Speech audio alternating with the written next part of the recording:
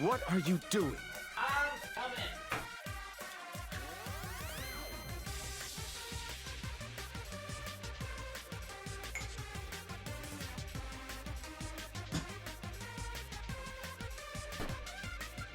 We're way behind schedule. I know. We're behind schedule, guys. We had technical difficulties, and it sucks when that happens.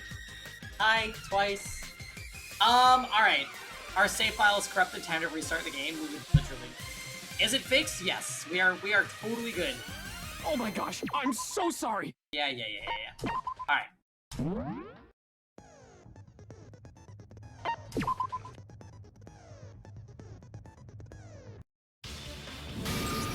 Her chest. Okay, well...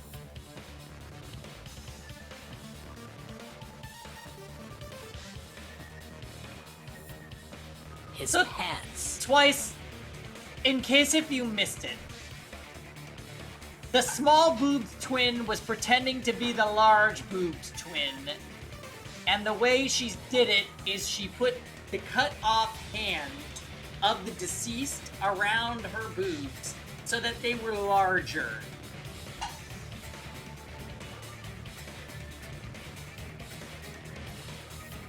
That is what happened. Just so everybody can absorb that and understand that.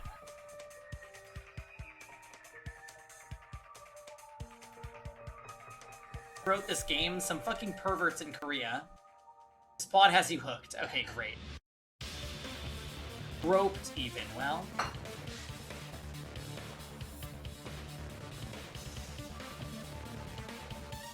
Typical degenerate male. Actually, what failed. She must have hidden Setsuka's hand inside her clothes, or should I say, on her chest.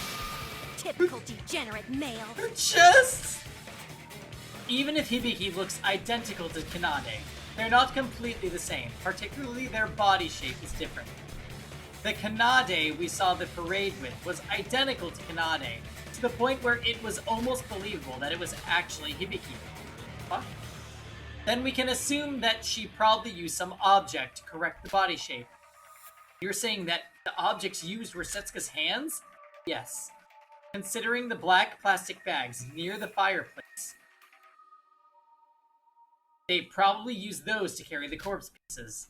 If you wrap the hands with multiple plastic bags and hold it inside your clothes, you could not only carry the hands without suspicion, while also correcting the body shape. You could even make a small hole in the bag so that the fingerprints would be exposed, so you can open the handbook just by putting it inside your clothes. So when she entered, she was going... Got it! Using this method, you could even freely use Setsuka's handbook to manipulate the Ghost House gate records. I see. If she didn't use the hands to correct her size, there must have been evidence of some other object being used, which there wasn't. But how in the world did you come up with that idea? What Kanade said a while ago gave me an inspiration. She said if you put it in your clothes, it would stick out and cause suspicion, right? But if it was Hibiki using it to disguise as Kanade, it would be natural. In fact, she actually needed the hands to stick out for the disguise to work. Sora, must say, I'm impressed. But do you have any evidence that my sis had those bloody damn hands in her breasts? If you just simply wrap it in plastic bags, people would soon notice if you move just a little. Evidence that Hibiki used the hands on her breasts. I didn't notice them during the investigation, but that item was probably used here? Wait, what? What item?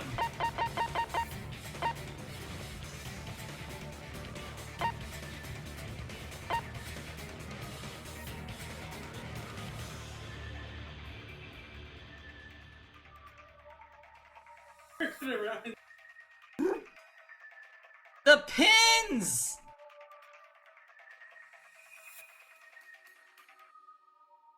Breasty will never be the same after this. It's true. I thought I figured out this whole trial, right? I was confident. And we were right with what we were saying, but I never expected hands on the boob. That is That is an area I never wanted to go to.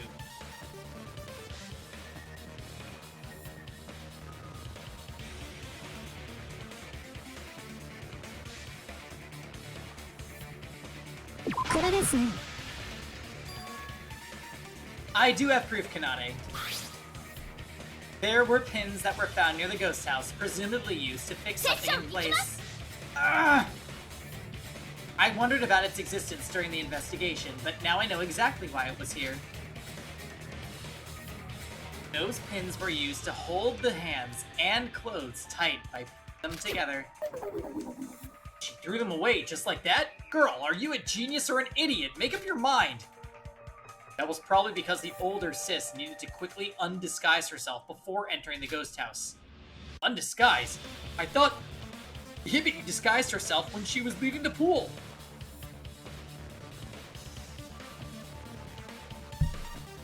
You can't just put hands in your chest and call them breasts. I mean, that happened. It literally happened. We don't, I mean, maybe there was other padding inside the bag. I don't know.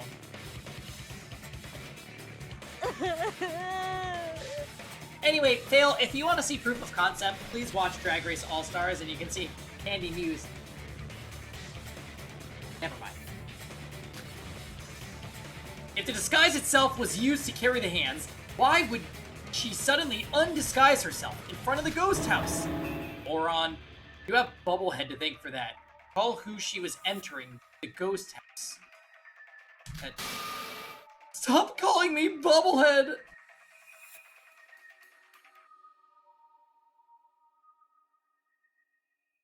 If I had $1 for every time Danganronpa had a bigger boobed twin, I'd have $2.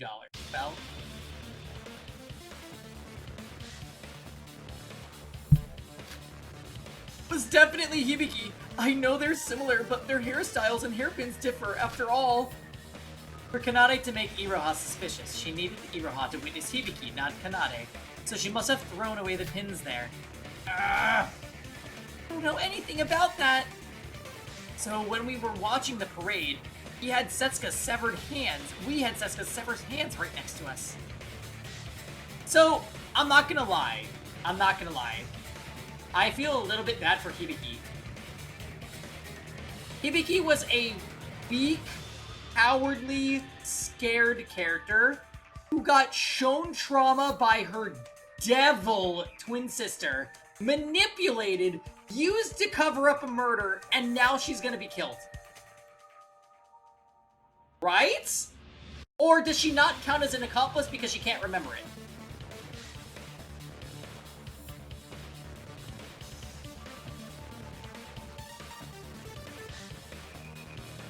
I'm gonna assume that means Hibiki also is implicated and she will die.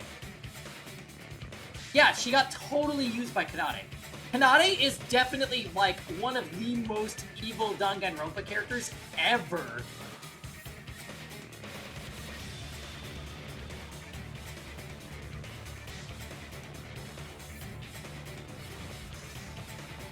All because her boobs are small. You're just talking about the scenario. Okay, gotcha. Yeah, like, that's fucked. That is honestly fucked.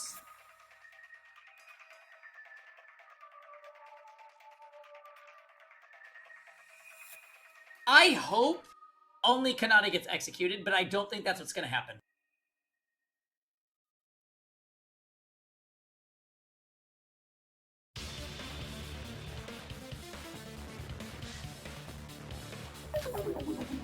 Oh, that's horrifying.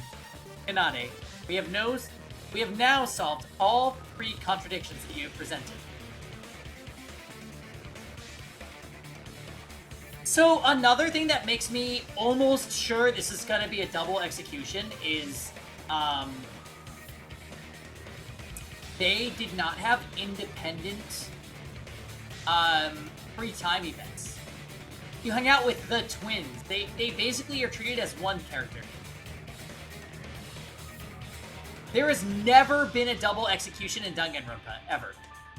I think we're gonna see the first one.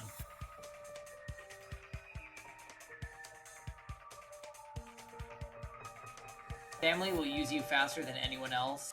Ranger. spicy. You didn't spend any free time with the twins, so you didn't know that? Yeah. Honestly, Steven, I think I secretly knew Setsuko was gonna die, and so I hung out with her. I actually maxed her link right before this chapter's free time ended, and it's great that I did because she's dead. And I think it was also this chapter I hung out with Hibiki Kanade and was like, oh, that's weird. Like, it literally makes you hang out with both. It's not just one or the other. So, it's too bad. Hibiki is a really, like, Kanade is an amazing... I really like Kanade as far as a character. She's super evil, super cunning, super awful. And then Hibiki is, like, shit writing. Just an attachment to her. And she counts as one of the characters that's cast, like, a part of this game. It's too bad because she basically is a non-entity. It would have been cool if we killed Kanade this chapter, and then Hibiki stays and has character development.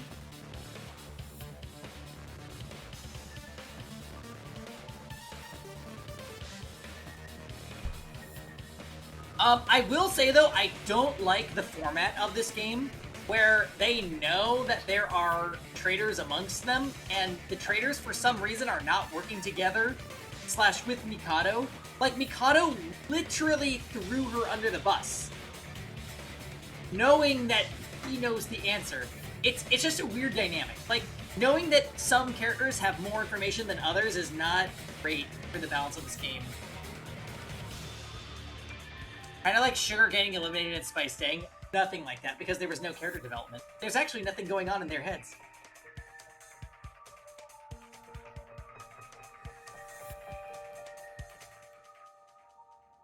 When you kill a sibling and leave one alive, you run into the problem of the sibling turning evil as well. I mean, maybe. But, like, in this case, Ranger, basically there's a group of traitors. Like, there were 16 students at the start, and they basically said, hey, there's a group of 5 of us that are all fucking, like, bastards, and we are in on this whole thing. And it seems to me that Kanade was one of the traitors, and Hibiki is not. So...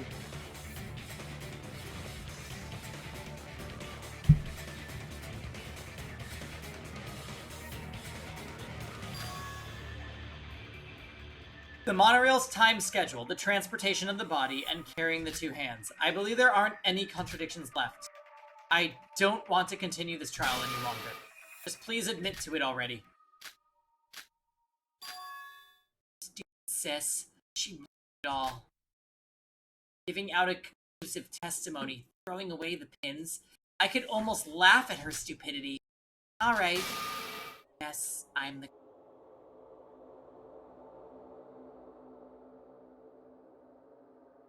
Well...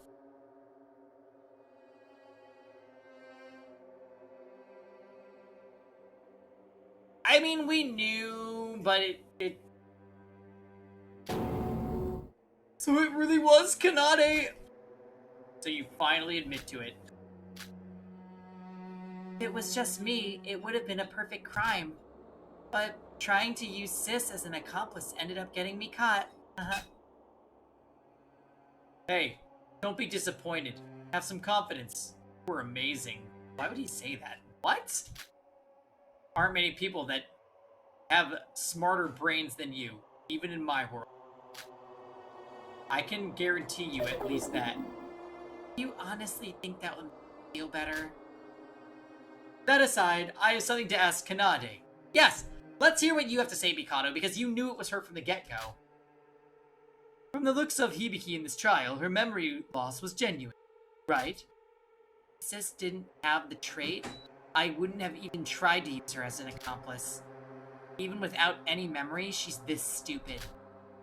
You would have to be an even bigger idiot than her to use my moron of a Sis as an accomplice while she was herself.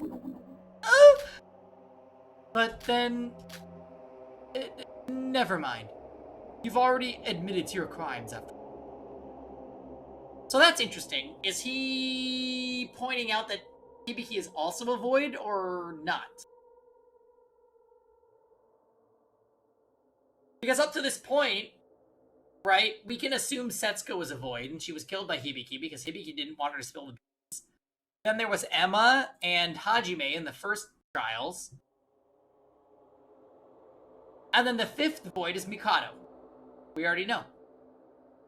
So that would be all 5 of them. If he's included in the 5, I'm not sure. I think he is.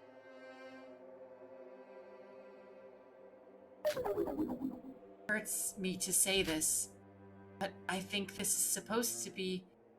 Oh, this is the first time that my crime has ever been exposed. What's that supposed to mean? Whatever. What does it matter now? Let's end this now with our votes. Woohoo! Astounding this class trial was! A series of intense battles between you that surpassed any trials before. As the teacher and the judge, I must say this was very interesting. Well, now that you've reached the answer, it's time to see if that answer is the truth. Let us even say, "Hi, Karen!" Nevermore would there be a trial like this, but it's time to reach out to the truth.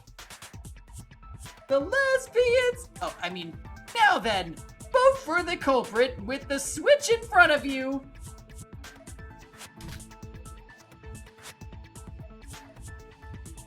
Oh, the Kevin command. I forgot that there was that.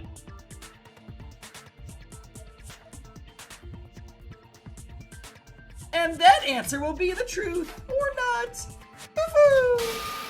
Now! Nana is the culprit. Wait, what?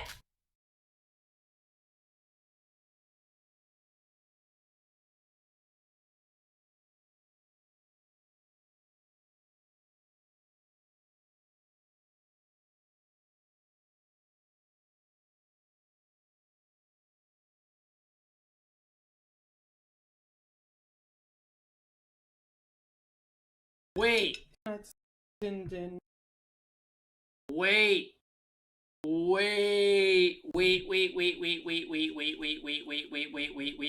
Wait. Why is she saying this? Yeah, we're having pork, rice with veggies. Kids are gonna love them. Everybody loves them. And Kahlua pork egg roll. Spring rolls. Rolls.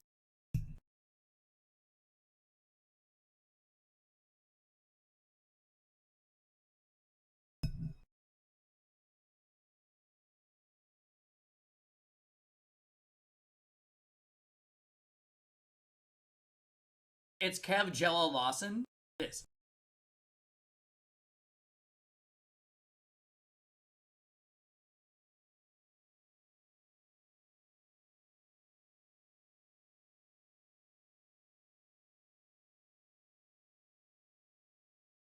Okay.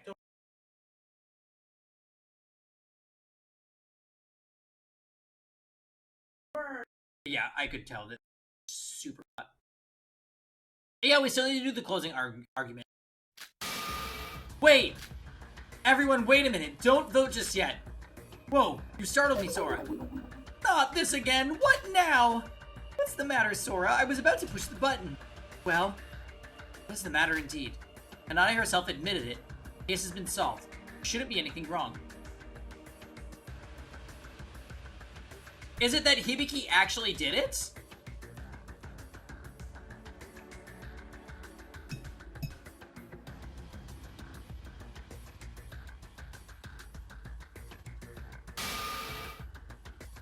But what is this feeling? I can't shave off this feeling that I shouldn't let the trial end like this. Like as if some unknown force is behind me. What's this unsettling feeling? Siobai. What? I want to ask you, as the person who almost single-handedly solved this case, are you sure we're going to be fine ending the trial with Kanade as the culprit? What? I have no reasons. I don't even know why myself I'm doing this.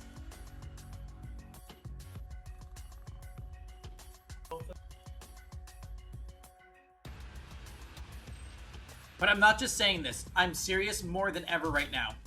Sora, Are you alright? You seem a bit weird right now. I don't think Kanade is the culprit? What?!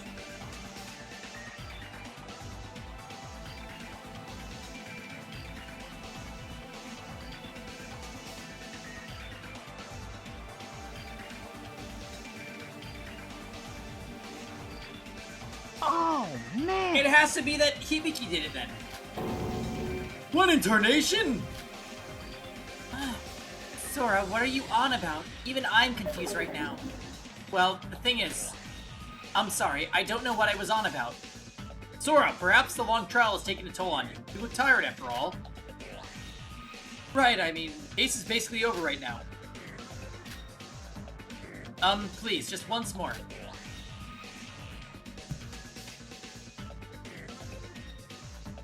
Let's discuss this just once more. We've missed something. I feel we've missed something very important. There's literally nothing more to talk about. Although I can't give a good reason, please believe me. I beg of you. Even if you say so. No, do what the girl says. Siobai! I thought it was over as well. There's something left. We need to discuss that something. I mean, for me, you're basically extending my life a bit, so I don't mind. But as the culprit, I don't know what there's left to do. See? Is Kanade really the culprit? I don't know, but I know I shouldn't let the trial end this way. Then I'm gonna trust Sozi. Honestly, I cannot grasp the reality of the situation. I don't have any memory of today, Kanade killing Ska, and I hope that. I don't want to believe any of that. So even if I'm terrified, I'm gonna trust Kanade once more. Kanade is my sister after all. What? Seriously? What is going on with this trial?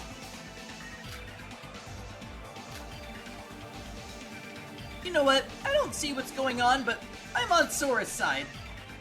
Me too. I'm gonna trust Sora. A little more discussion isn't going to hurt anyone after all.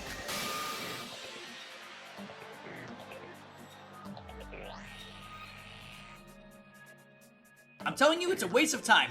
I honestly can't understand the logic behind all this. I don't know what I have done, nor do I know if it was the right thing to do. It was as if some force, other than my own conscience, was controlling my actions.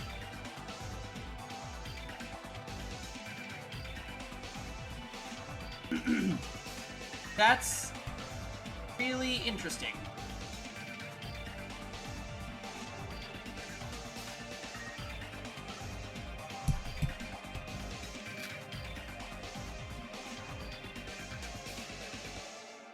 It might be troubling everyone with a random thought that had no basis, but still I cannot go against this force. All that's left for me is to follow it. So why would she have an outside force?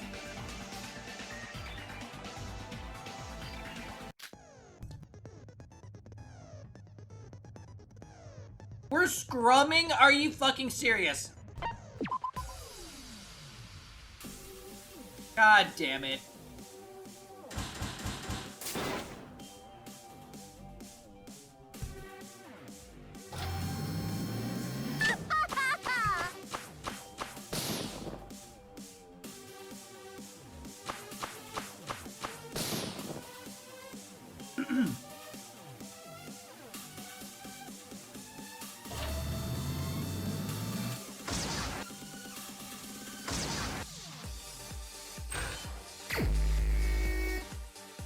What?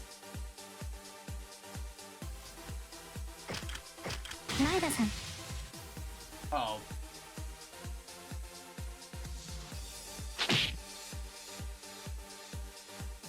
We've already solved the trick. Can't we just let this end? There's nothing left to discuss about. What is wrong with you guys? It's not like we have any other theories. This is just a waste of time. Are you suggesting the involvement of a third party? Then we'd be back at square one. Are you saying that there was another suspect even I was unaware of?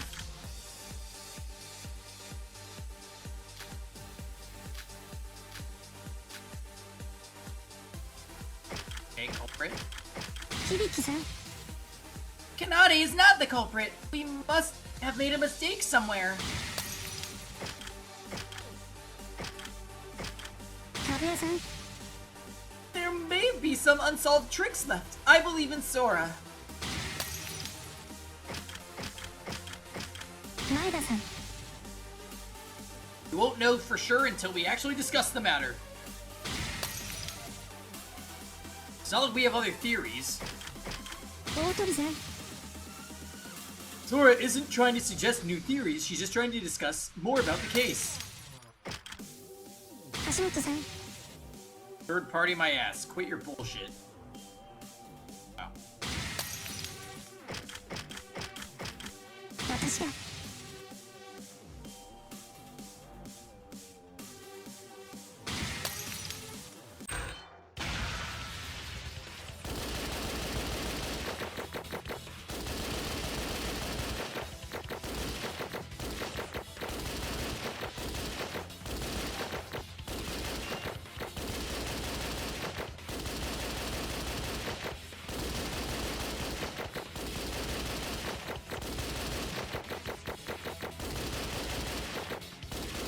I hate this shit.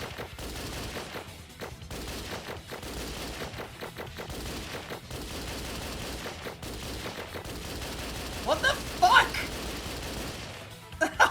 Just let me. God damn.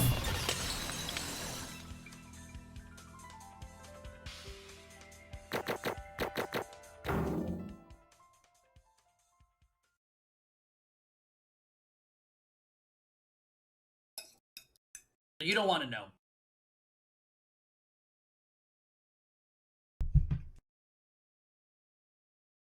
Mash A, now S, now X, now Z, now A, now X, now Z, now X, now Z, now S, now A.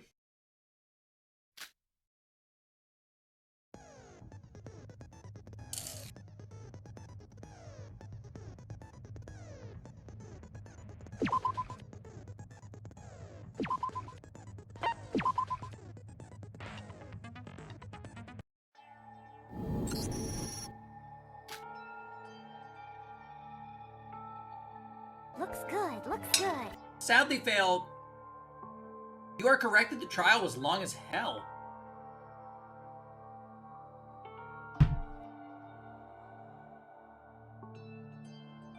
So, what are we gonna do about this?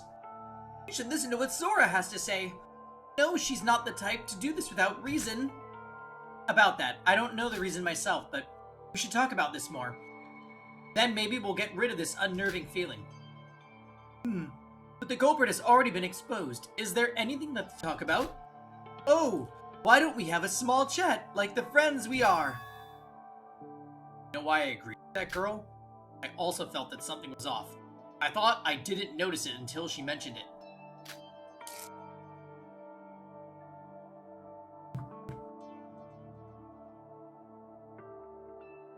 We've definitely solved all the tricks.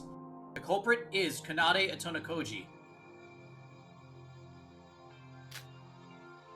But is that truly all there is to it? It feels like there should be more to this. That kind of feeling. Exactly, Seobai. I felt that too, like we've missed one last thing. Would you stop sharing that just between yourselves and let us in? Sora said she didn't know why she felt like that. But Seobai, do you know the reason why? There are two things that I felt suspicious about. First, what happened in the missing abdomen of Setsuka Chiebukuro?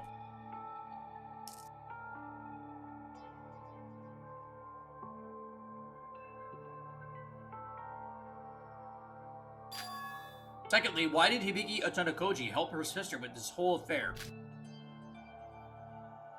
The missing abdomen, the reason for the cooperation. Let's talk about the first one. I mentioned about the victim's missing abdomen during my theory a while ago, remember? You said it was because of the difference the wound marks would make based on which hand they used. Kanade was left-handed, and to hide the stab wound, she threw away the torso. Thanks to that info, we were able to suspect her. But where is the abdomen really? It would have gotten a ride of the abdomen.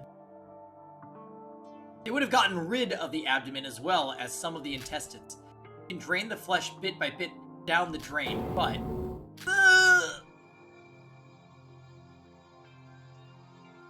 That's not the important part. The important part is, was that really the only reason?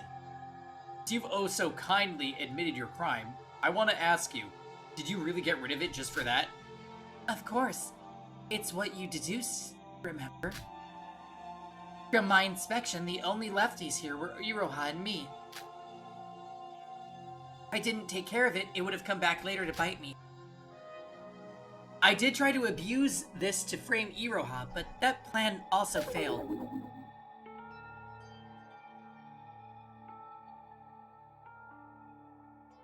How could you?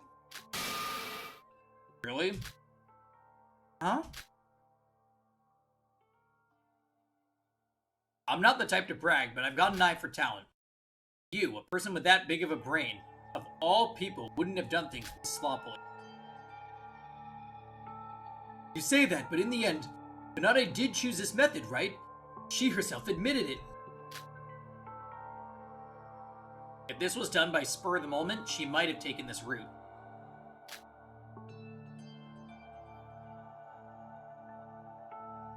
But from dredging Bobblehead to rigging the gate records, she definitely planned this way ahead of time.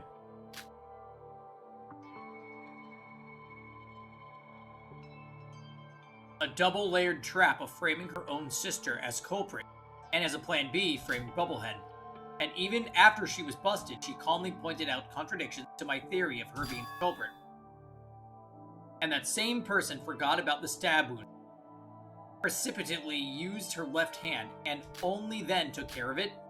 She might have not known about the difference between the stab wounds beforehand. You been listening? By the looks of her dismemberment skills, she's used to this kind of business. I can guarantee that there was no way a person on that level didn't know about the stab wound. But she's the ultimate guitarist. Considering her profession, isn't it unlikely that she would have reached that kind of level?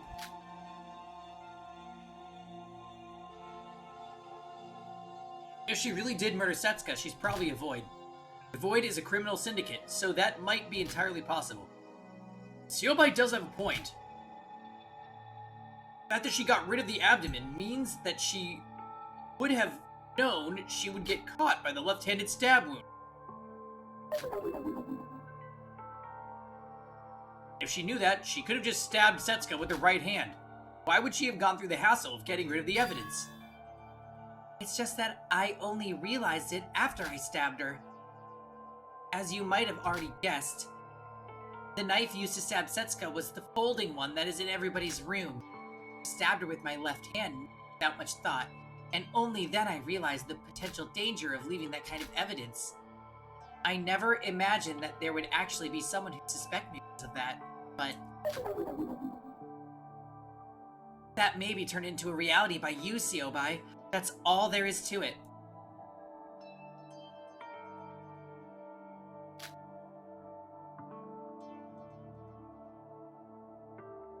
You, who planned this whole mindfuck, stabbed her without much thought? Okay, now you're hiding something. You would definitely have found another method.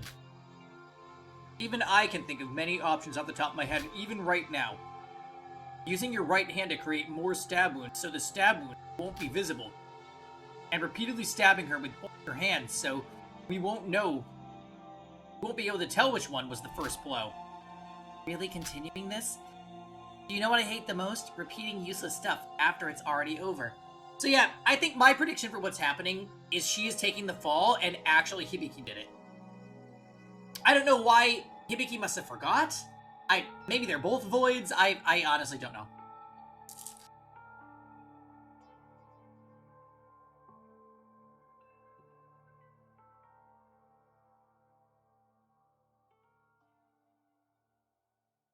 Like, at this point, it probably is going to come down to a technicality of Kanade wasn't the one that dealt the killing blow, so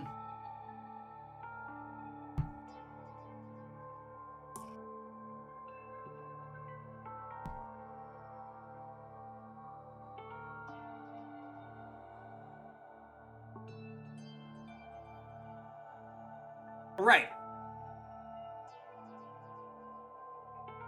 So if Hibiki was the murderer, Kanade's covering for her, and Hibiki would get to leave.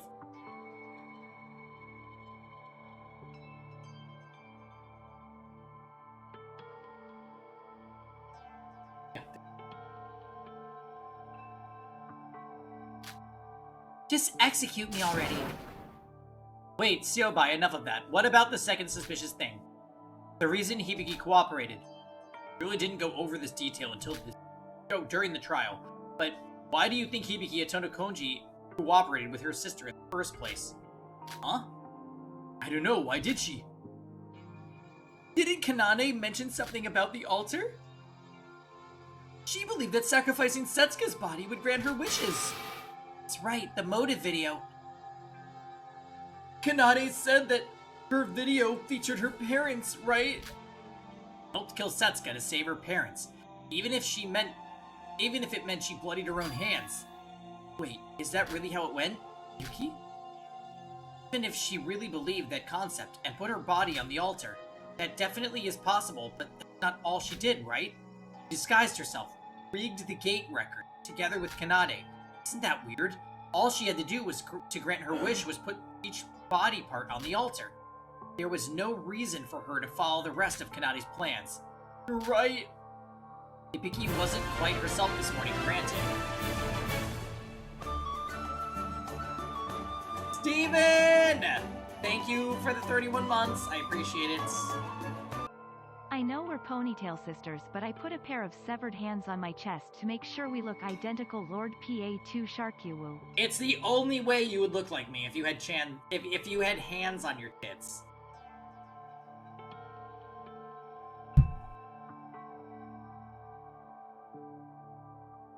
Thank you, Steven.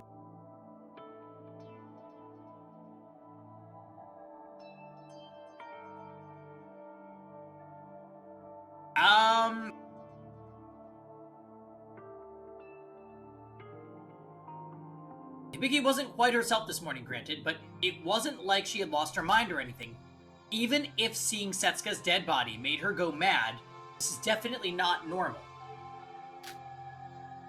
Maybe we should think more about this. Maybe we should ask her about this directly. Okay.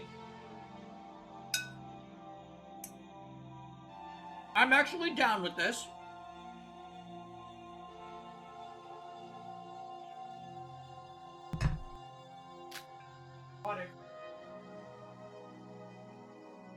Hibiki, why were you this cooperative to Kanade's plans? Even if you ask me, I have no memory of this. I don't know. I don't know what's what. Considering that she's been next to useless in this trial, that would be a waste of time. Interesting that Mikado was the one to say that. The trick wouldn't have worked without Hibiki helping Kanade with everything throughout. Why did she agree to all this? If it succeeded, she would have died. And if it failed, her sis would have died. You're right. Come to think of it, this is pretty weird. The culprit is only one person. Hibiki doesn't have any benefit by becoming an accomplice. So, either Hibiki is a void too, Kanade is not a void, and Hibiki is a void, and they are literally working together to save their parents? That could be a possibility.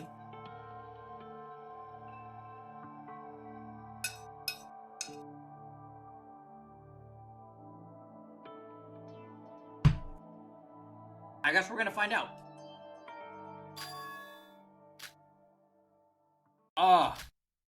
Siobai? Ha ha! So that's it. That was it. Holy mackerel, this guy's gone bonkers! I've got it. A crazy theory that solves all of our questions. I hate that this is his pose. I think it looks so stupid.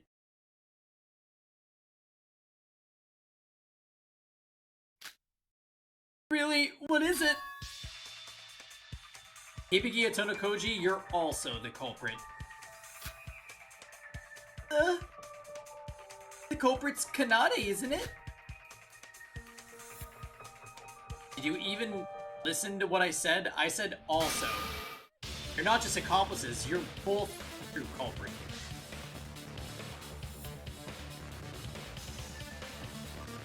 So, is this some shit like they stabbed her Yes. at the exact same time?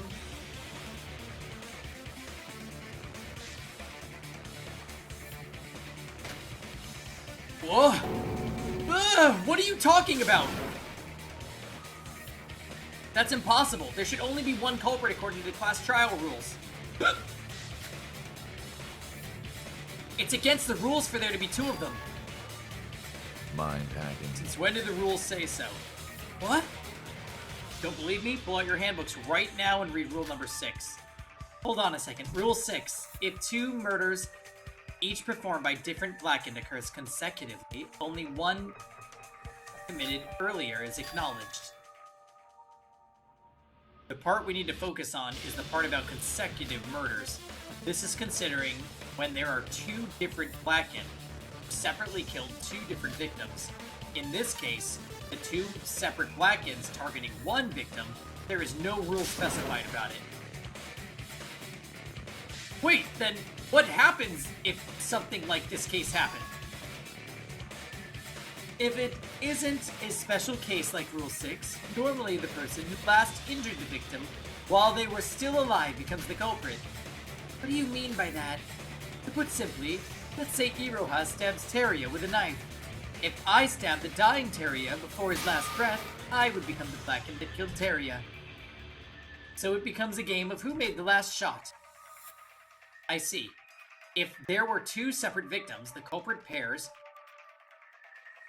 Oh, and culprit pairs, and the one that took place earlier gets prioritized. But for two killers and one target, the one who made the finishing blow is the culprit. Excuse me, did you really have to use me as the example? But that means that only one person can become the culprit in the end, right? Still don't get it. If the person who makes the finishing blow takes the name of the Blackened, then if two people injure the victim at the same time, they both become the culprit, capiche?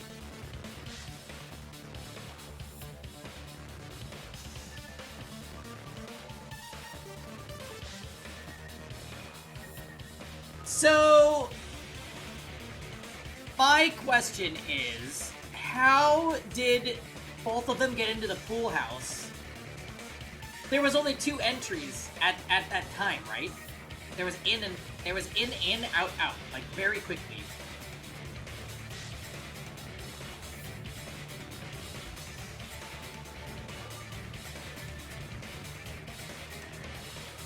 I wonder. They didn't outright stab her. They knocked her out and then stabbed her together at the same time. You're out of your mind! Even if they stabbed her together, there should have been some time difference between them. If one stabbed her just a little bit later than the other, then the person would be the sole culprit. Oh, really? Then let's take it to the judge. Yo, Bird. Bird? I prefer to be called Crow. That aside, Rule 6, you say? That was put in there just in case 2 separate murder cases happened in a span of 1 day. Imagine the troubles you would go through of solving 2 cases in one trial. This is a defense against that. Yeah, if they had both their hands on the same weapon, that's probably likely what they did.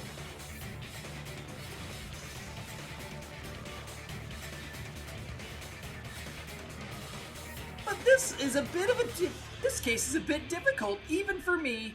If they injure the person at the same time, indeed. So is it possible or not? Theoretically, yes. But in reality, it's next to impossible. If a murder occurs anywhere, the high-tech sensors of Utsuroshima detect who hit last down to 0.001 seconds. If anyone was even a little late, they would become the official culprit by the records. You see, that's impossible. What if they get down to the same 0.001 second?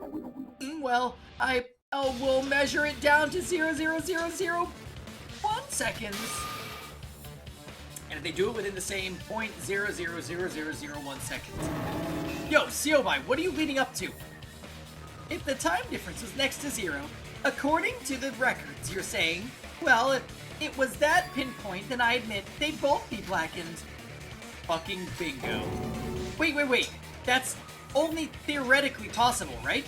Even if they did it at the same time, there's naturally bound to be some time difference between them. Unless they were machines or something. DK's right. I mean, I am capable of doing everything right, but for my sense, it would be impossible. Why the sudden passivity? Are you hiding something from us? Did you say? I just thought of an even better reality, guys.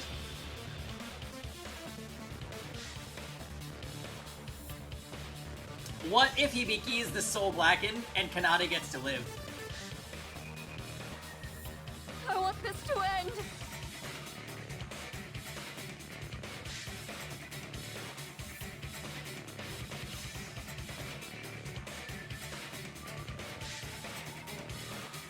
It would have been possible for you twins. If my theory is correct, then that was exactly why you couldn't have left the torso to be.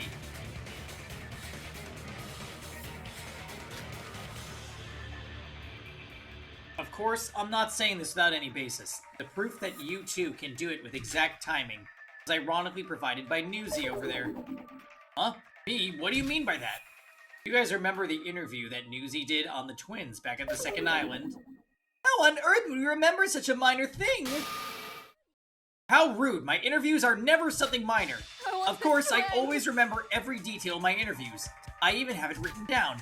But why do you remember that? That isn't the focus here. Just shut up and listen. If you have written it down, then it's better. Read the part about the secret behind their synergy. Let's see here. You two have shown us a fantastic performance, especially the unbelievable synergy between you two. What is your secret behind the synergy? Well, we practice day and night. We aren't like any other twins. We are two as one. If we're in beat, we can play with margin of error of less than 0.0000. God, that's so stupid. Isn't that right, Kanade? Huh? Oh, yeah. See, I see. The fact that you're twins is a crucial factor. This is a scoop in itself. Stop him. Well, as Shin said, better get going.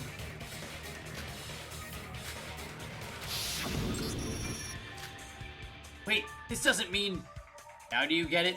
It's not a completely outrageous idea we're dealing with. And they said that comment themselves. Even Kanade and Tonokoji affirmed this fact. For these two, it would have been possible for them to use their special sense to beat to stab, simultaneously without any error between them. And they really did? Wait, I feel like that was just an exaggerated, playful comment by Hibiki. Logically speaking, this shouldn't be possible for two separate people. This is possible within the bounds of logic, Meathead. Meathead?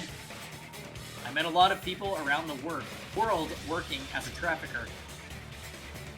There were a lot of weird bunches when it came to twins. Twins who had the exact same physical abilities. Twins who could reach each other's minds. It's about time I met one that had identical rhythmic senses. Hibiki and Kanade are identical twins, right? They say that identical twins are almost the same down to the genetic level. I said quit. Said it. Yeah, that's what Ranger said too, Fail. They could literally just have one person's hand on the knife and the other one at the knife, and then we don't need the 0.0001 in sync. Whatever. 11037. And the boobs are different, right? I'm just saying. They usually have the same personality. You know those stories where twins who were separated still lived similar lives when they were apart, right? See, if this theory were to be true, then that explains the reason they got rid of Setsuka's torso. they were able to time the stabbing with their rhythmic sense, they must have used their primary hand, the hand that they use when they're playing the instruments. They probably couldn't have risked one of them forcefully trying to use the other hand and failing.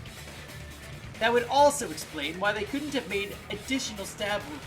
Until Setsuko was most surely dead, they would have had to leave only the stab wounds that they made simultaneously.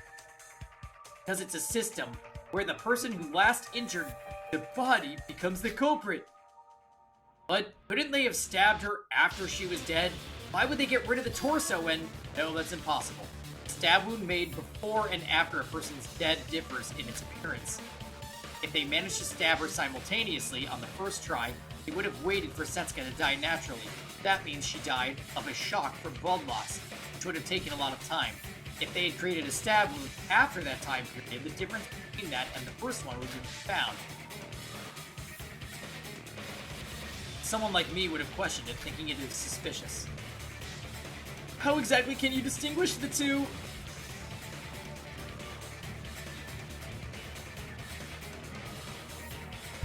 Nah, they wouldn't go that far, Ranger. It's literally just psycho twins. And instead of holding the knife at the same time, they just...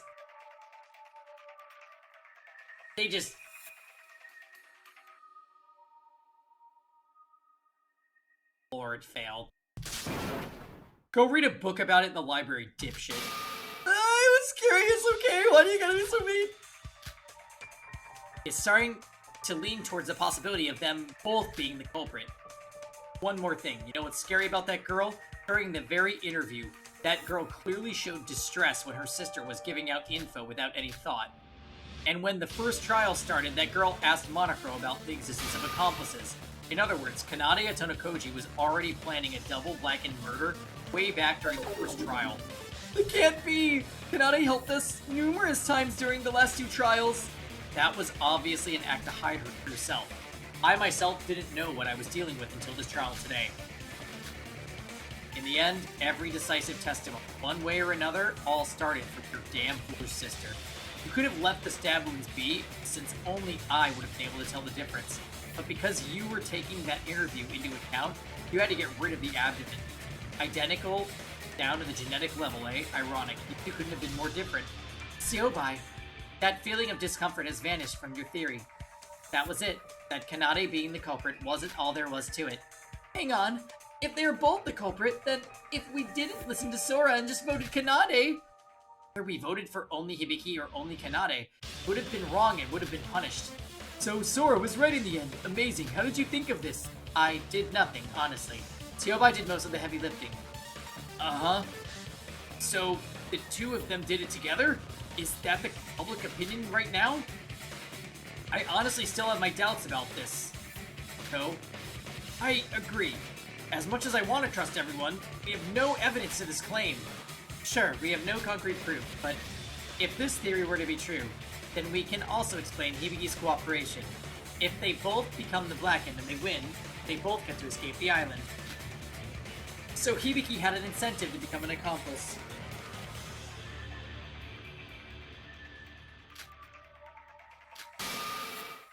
This is the true ending of this trial.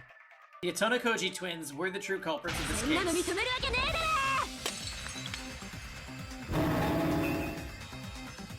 No!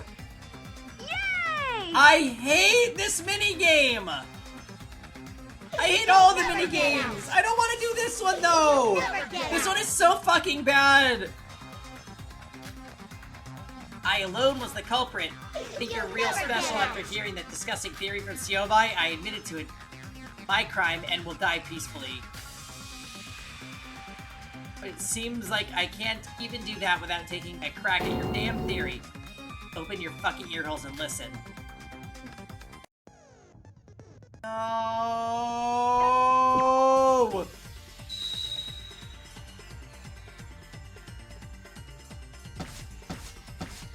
You'll never get out!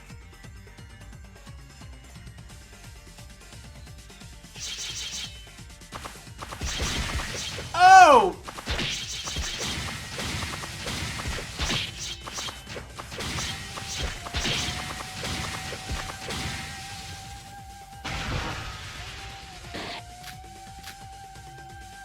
I don't know what the fuck I'm supposed to do here.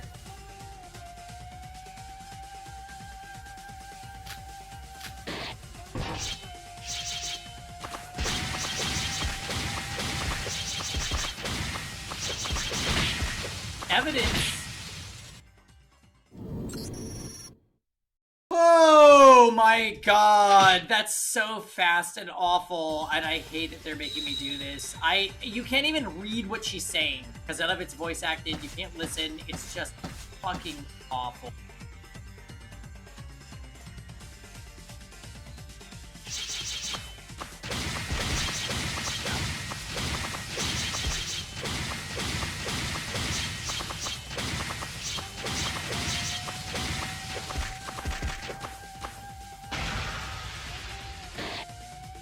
I'm just gonna guess.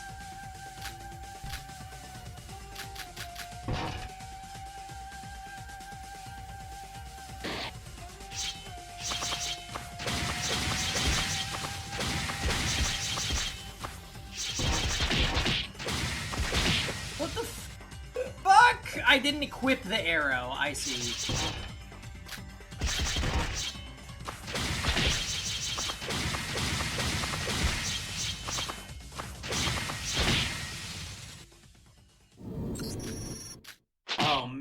I can't believe they threw in one of these at the end here. God, this is such suffering. You'll never get This out. is such fucking suffering. I'm just gonna guess. I can't even read what they're saying. Never get out. I can't even read what they're saying. Just give me the fucking stupid shit. Unused antibiotics.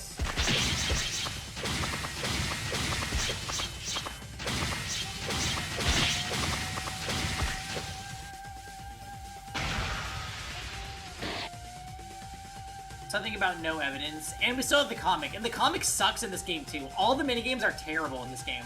This is going in the review.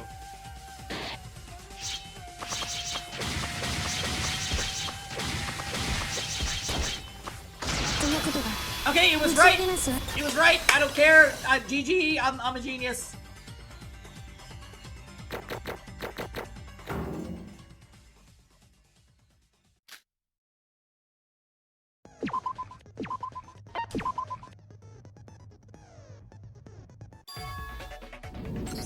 Proof. You say there's no proof. Obviously, it was impossible from the start. A flawed theory. Let me ask Siobai himself. Do you have any proof? Yes.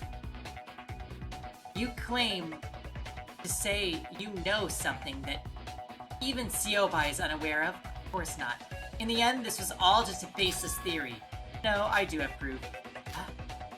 After hearing what Siobai said, I looked through every evidence I found once more, and there was one single evidence that didn't have a place anywhere in this theory. Yet, nobody knew what it was for. The bottle of antibiotics near the pool. Antibiotics? I don't recall ever seeing that by the pool. But antibiotics in the pool? That's a pretty weird combination. What was it doing there? We can deduce its use if we combine it with Terria's testimony. Teria, when you testified about the blood packs, didn't you mention another chance in the infirmary? Infirmary? Oh yeah, the medical kit disappeared for a while, and somebody put it back. You're talking about that? Medical kit? So, was that bottle from a kid? Well, I checked the inventory of each room 3 times a day, morning, lunchtime, and evening.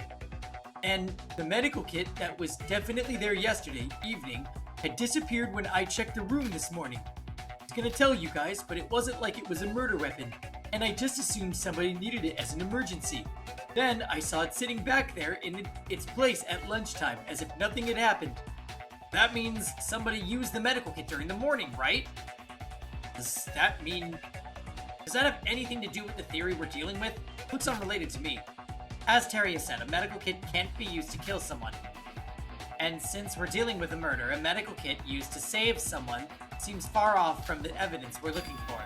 However, I don't think that's the case. This was an insurance used by the culprit to create a double blackened situation. Insurance? You said they used their primary hands to stab Setsuka simultaneously without any error, right? But as Siobai called out, Kanade is an extreme perfectionist. What if they managed to fail the timing? Oh no, they didn't! They were gonna use that to heal Setsuka back up if they failed? Exactly. Kanade had taken the medical kit with her for that exact reason. Preposterous! How could you know if you had succeeded or not in the first place? Dude, bro, Monochrome exists for a reason, you know? So they stabbed Setsuka together and called Monochrome to check it if it could be accepted as a double Blackened murder. Is Monochrome even allowed to tell them that? I mean, there is no reason not to. Telling the Blackened that they are the Blackened shouldn't be a problem, right? That aside, that bottle was decisive evidence. I never saw that during my investigation. Where the hell did you find that? I just kinda saw it rolling around near the pool. But... bullshit! I never even opened the damn thing! There's no way I dropped the... Ah. What now? Never opened the thing? You should have said that you never even took it, idiot. Now you've admitted it yourself that you took the medical kit. You realize that, right, Kanade? No! This isn't... You making a mistake like that? That wasn't very like you. Was the bottle being on the ground that nonsensical? That aside, did she just confess it herself? Unbelievable! Even if I had dropped it, I would have heard it dropping considering its side. Or, at the very least, I would have noticed the weight decrease for the medical kit. I didn't even leave it to Hibiki. I did this part myself, just in case stuff like this happened. Unbelievable. Me making a mistake? No way. What rotten luck. Woo-hoo. It seems like for the first time in this trial, we were able to see you getting truly flustered, Kanade. Well, we don't know the truth if you did or did not open the medical kit in the end. But if you were this surprised by this accident, then for us, I guess it was truly luck from the heavens. Kanade. So I can take that as a yes, that both of you, and both you and Hibiki murdered Setsuka. Unbelievable! This can't be happening! This doesn't make any sense! This can't be! If you still can't admit it, then I will draw a comic.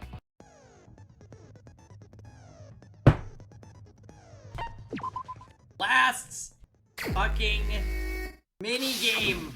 It's tea time!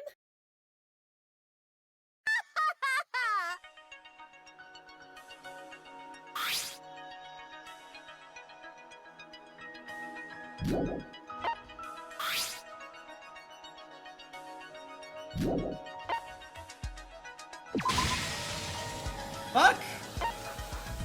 Ah! How did that happen?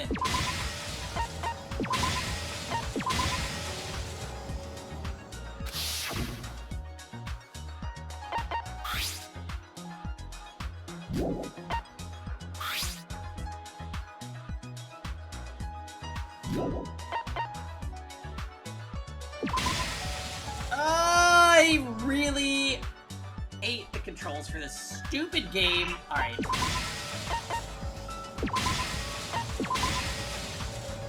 X. I wanted to examine, not place it.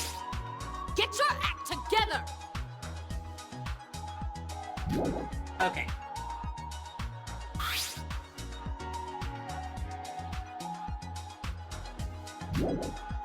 Setsuka, pool. Then blood tax. Then...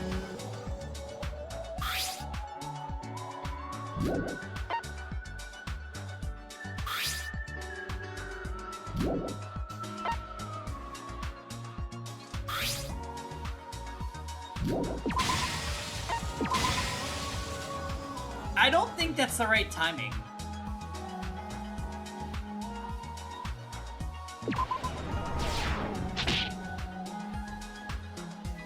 This is very difficult to determine.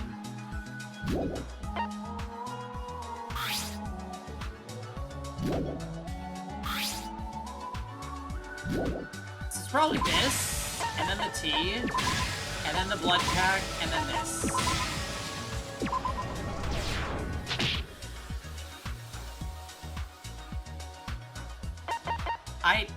You know, in the normal Danganronpa games, this stupid comic thing is not annoying, and it's extremely annoying in this.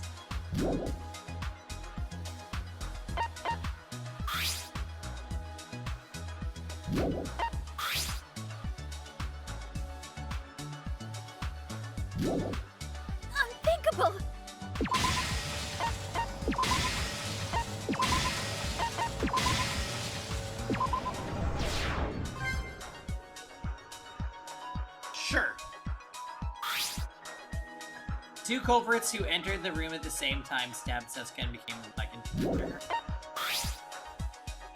Hiroha notices the second culprit. Second culprit used the handbook.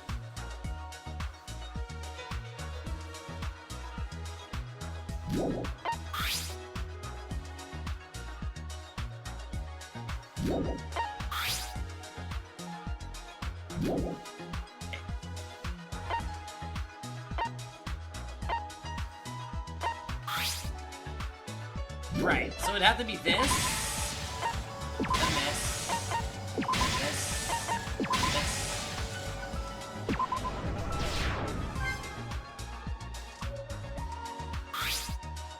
We accidentally dropped antibiotic.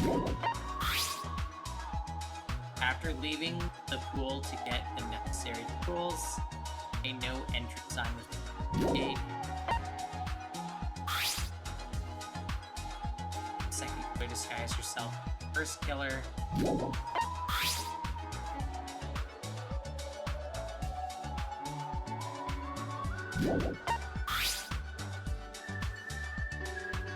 Poor Setsuka.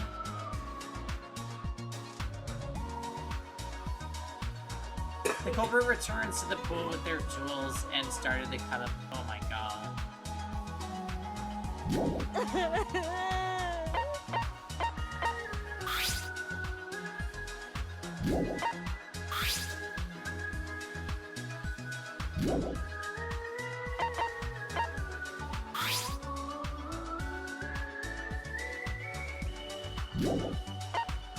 So it'd be this, this, this.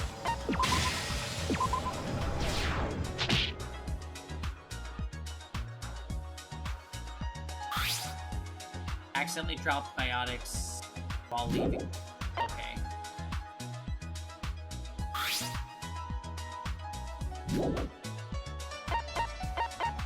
So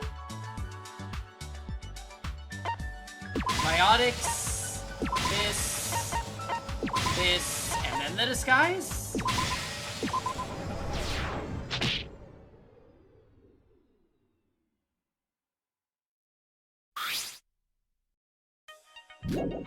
Biotics, this.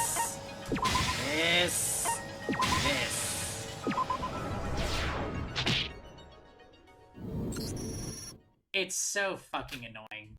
How are you supposed to know? We have the same problem every fucking time we do this, and it's so annoying. This game is so annoying.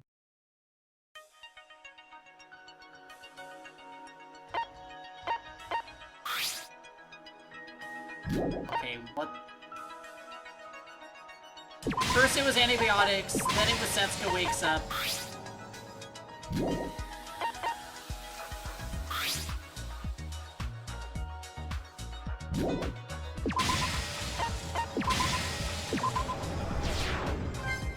Okay. Then it was... Right. Texting, tossing, scanning, stabbing.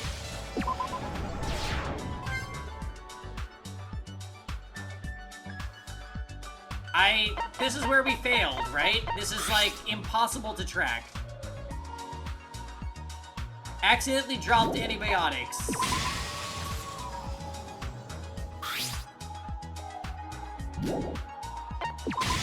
I don't even think I did this correctly.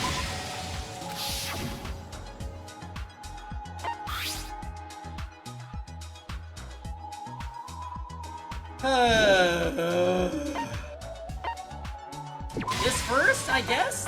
There's no way to know.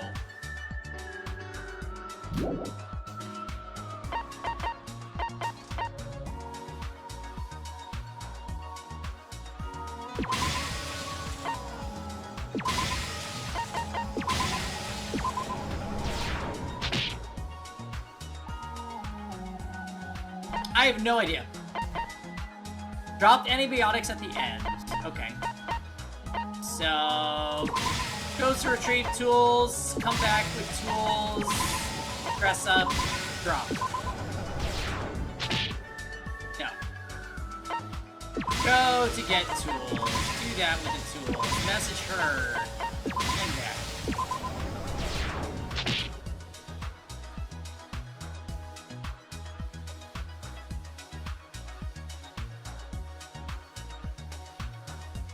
This could have happened at literally any time.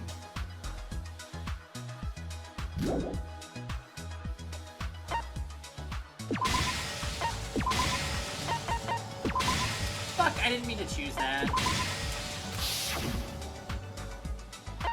This.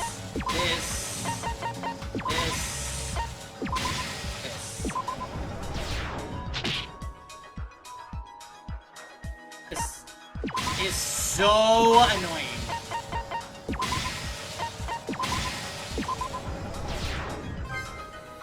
That was okay, sure. Sure.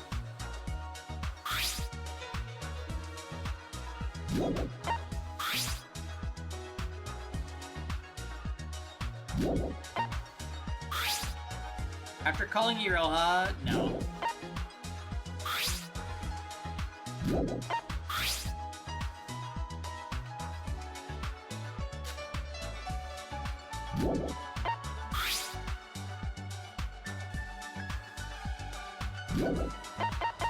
Okay. So they send a message to Iroha first, right?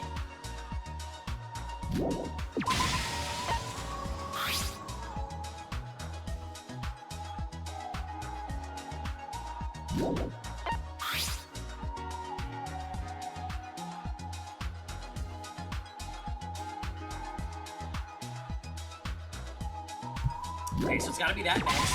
And then the one that says at the same time. Train was moving to the monorail, right? Then what happened?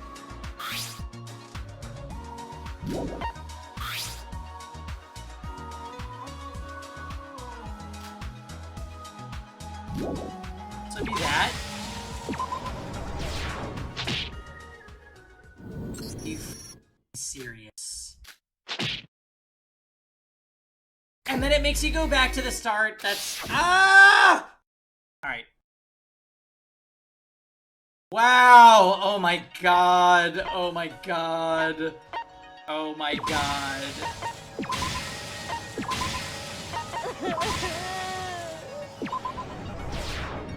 Worst comic mode ever in a Danganronpa game. Fuck this shitty... Fuck.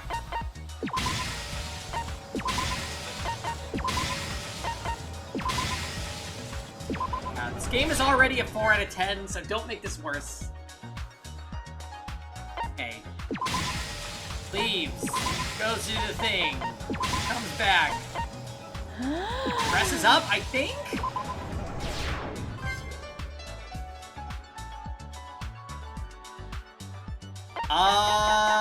Wait, how the hell did we get this wrong? Because there's too many options, that's why.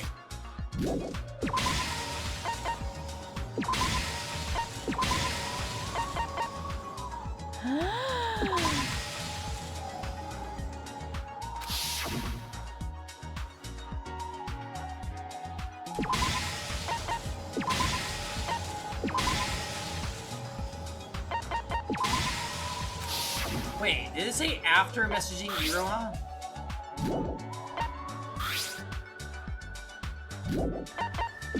So 1, 2, 3.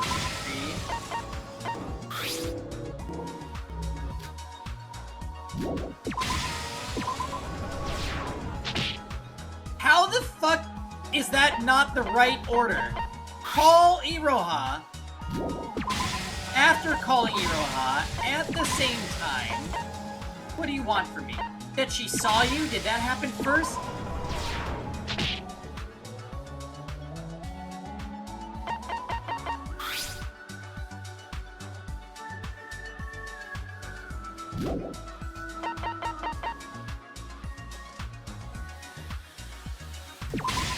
Did you cut the wires first? Is that...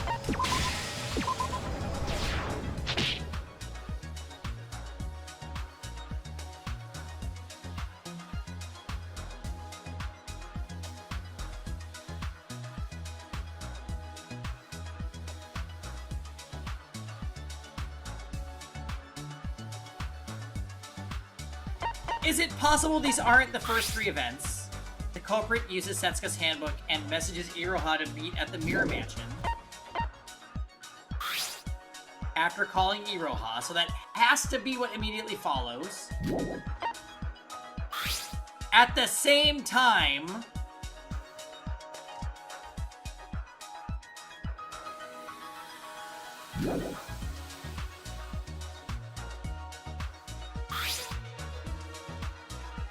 first culprit was baiting.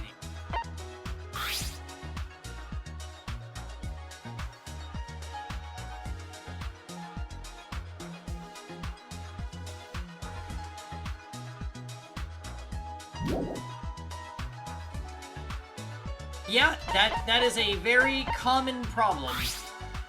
Iroha notices a second culprit entering the ghost house. So maybe it's 1, 2, 3, 4.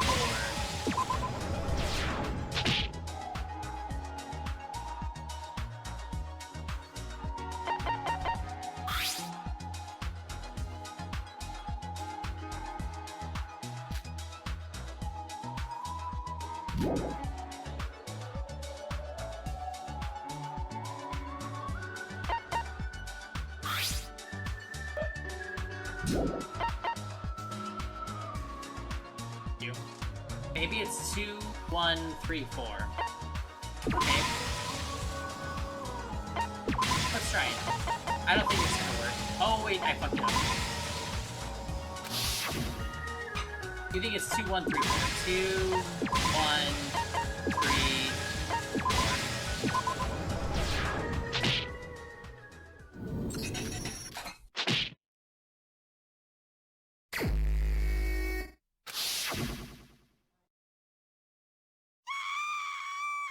No, I honestly, this shit doesn't make sense, so I'll take any suggestions that you guys have.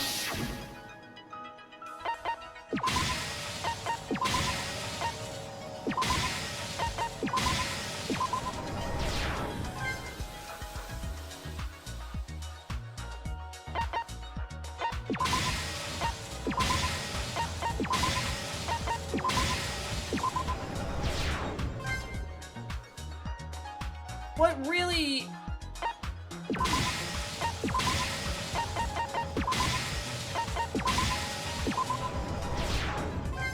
So the last thing that happened is they put on the disguise, so...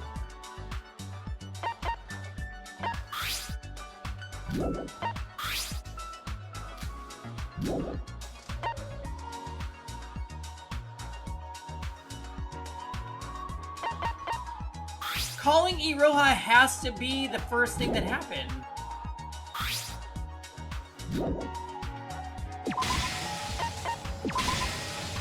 You think it's 1, 3, 4,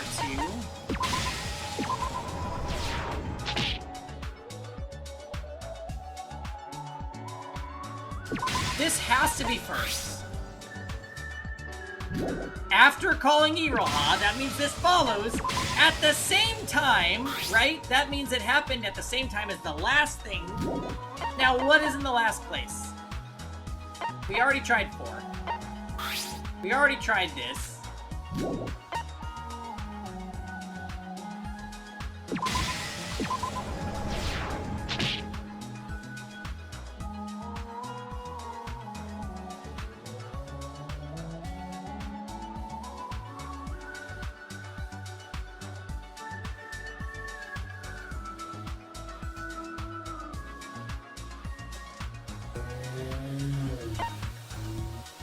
One, 3, 2, 5. Let's try it. 1, 3. Oh, we just tried 1, 3, 2, 5. It didn't work. Wait. No, we didn't. All systems 2. online. I think this is what we did first. 5. How? How? Okay. 1, 3, 4, 2.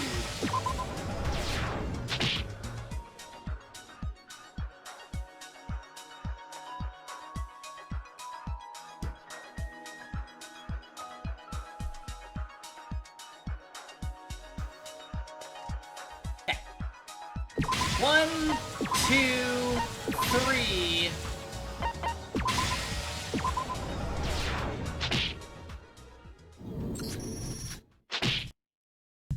Help!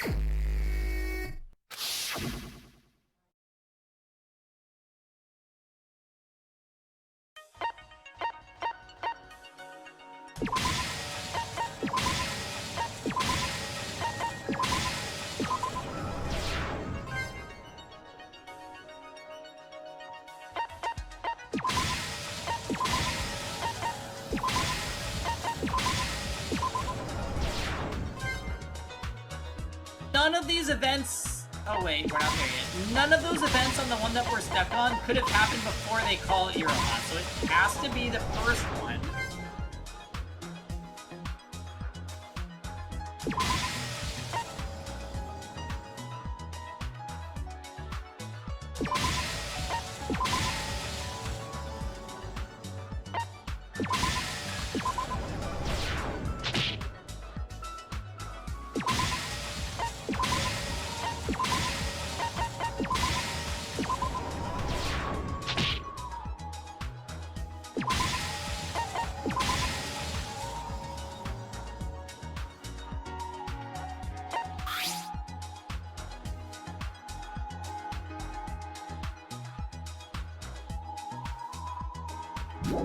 No, Artist Chen isn't this killer, it's the twins. But this stupid minigame is so fucking bad. It's so fucking bad. Train was moving to the monorail station in Block C. The first culprit was waiting. And what was the last thing I just placed?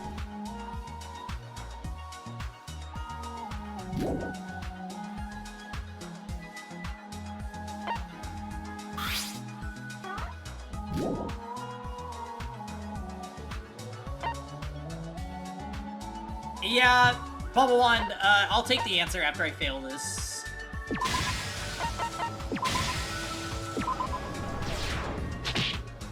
Yeah, give it to me. This is bullshit.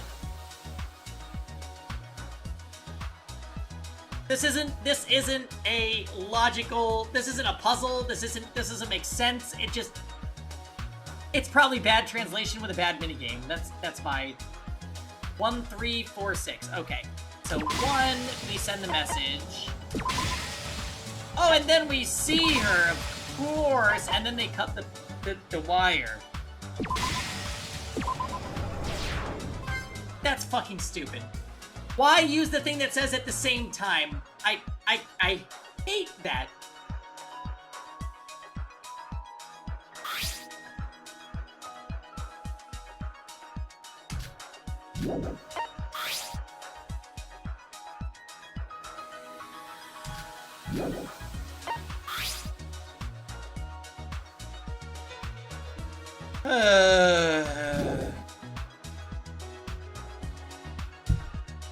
That's probably the first one.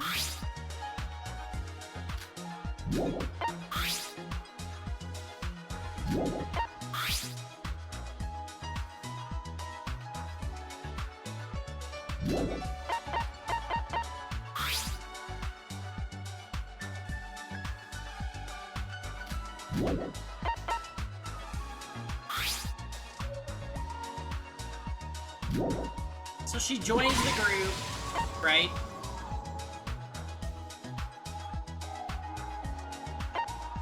At the same time, this one's hiding out, and then throws the shit, and then does that. Oh, we got it! What's left?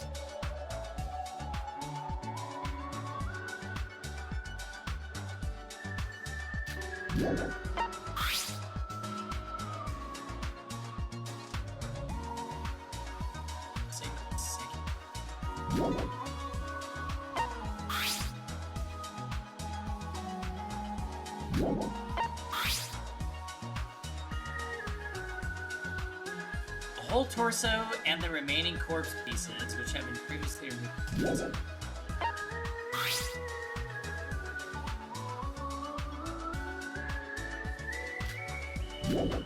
I don't know what order this is gonna be.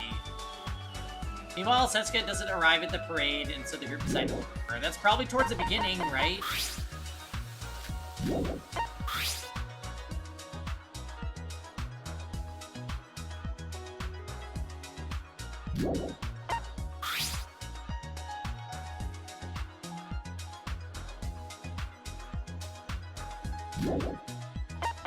So I'm gonna put that first, I think.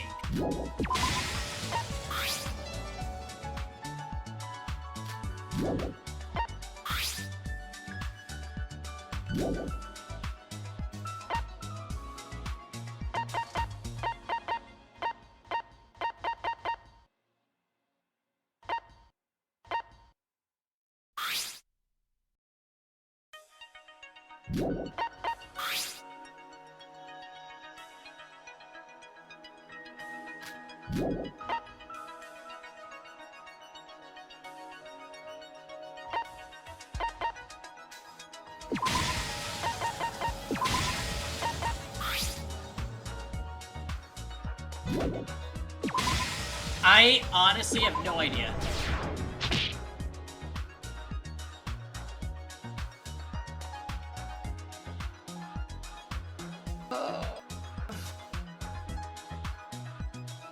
I honestly have no idea.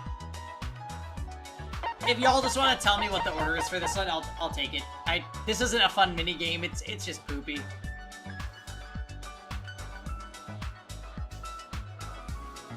It's so fucking convoluted.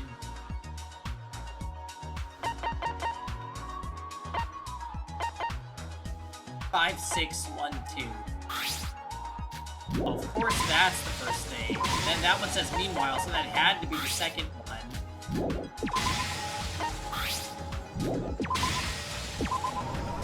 Even one of them says after receiving the signal, so the fact that that didn't follow the, like, slap on the hand one.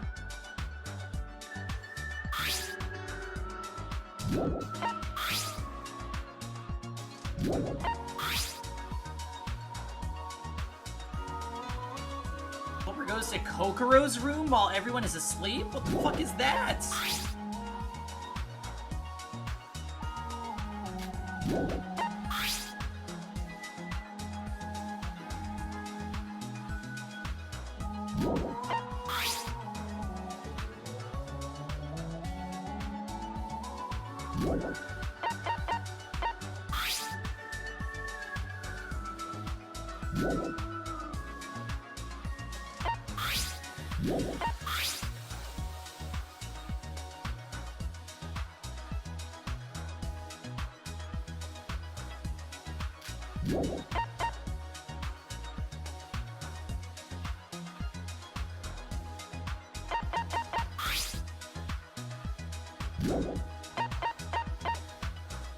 So is it like 1, 2...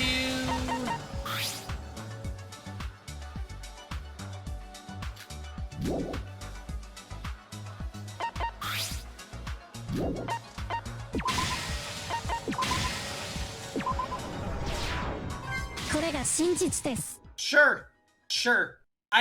That was by far the worst. That was by far the worst one. Yeah, honestly, what the fuck?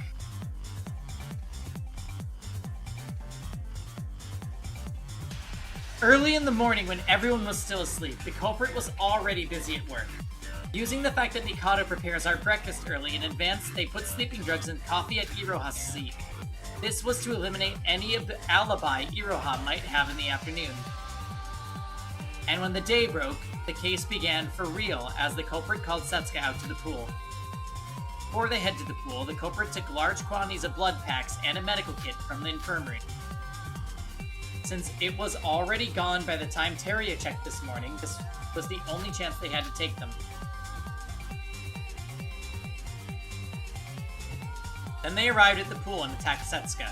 Didn't quite kill her just yet, but only knocked her unconscious. Immediately after this, the culprits signal another culprit of this case to the pool. Yes, this was the first time that two people were both the culprit of one murder. Here, the first culprit handed their handbook to the other culprit over the gates. This was to manipulate the gate records, a crucial trick used throughout the case. The second culprit entered the pool using the handbook they were given. The in records in the first culprit and Setsuka already existed in the gate record database, so when the second culprit entered through the gates, the results showed an out record of the first culprit. The second culprit was able to enter the pool without using their own handbook and leaving a record. Next, the two stabbed Setsuka simultaneously with a knife. I like how you can tell which one is Kanade and which one is Hibiki. Originally, the one who stabbed later would become the real culprit, even if this was a matter of milliseconds. However, our killers had an extreme sense of rhythm with each other enough to a point. To a point, its difference was undetectable. This was because they were twins that had ultimate talents related to rhythm.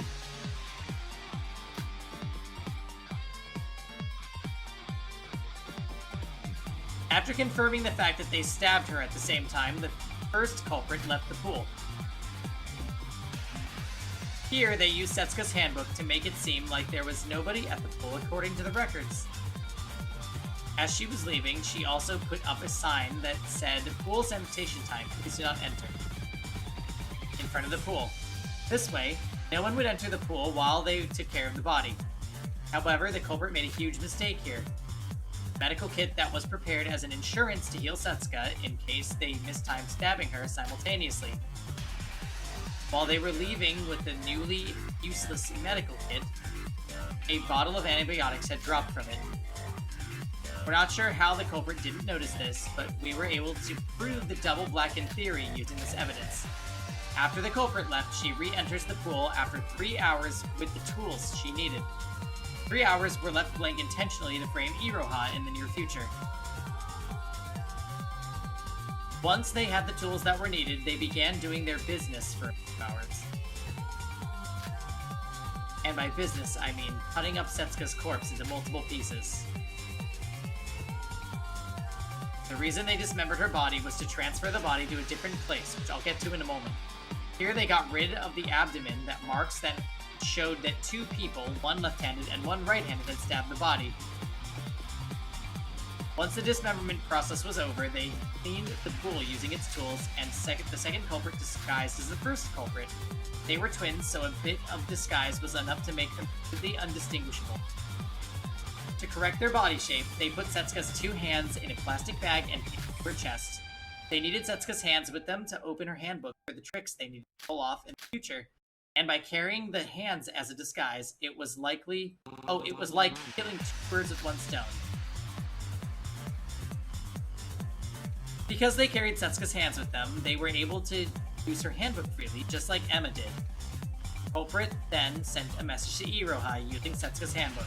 The message called for her to be in front of the mirror mansion at 1800. It was because of this message that Iroha wasn't able to participate with us during the parade. After sending this message, I think she was reading Boys Love Manga, yeah. The second culprit leaves the pool whilst still disguised. She put the sign in front of the pool back inside and walked her way to Block A. After arriving at the ghost house, she undisguised herself and enters the ghost house while deliberately being witnessed by Iroha. By getting witnessed by Iroha, the culprit later used this fact to frame Iroha and make her seem suspicious. However, amidst the rush of changing her disguise, the pins used to hold the plastic bags had dropped on the ground, which were used in this trial as important pieces of evidence against her. Entering the ghost house, the culprit ran up inside to cut the wires to the fuse box to cause a blackout.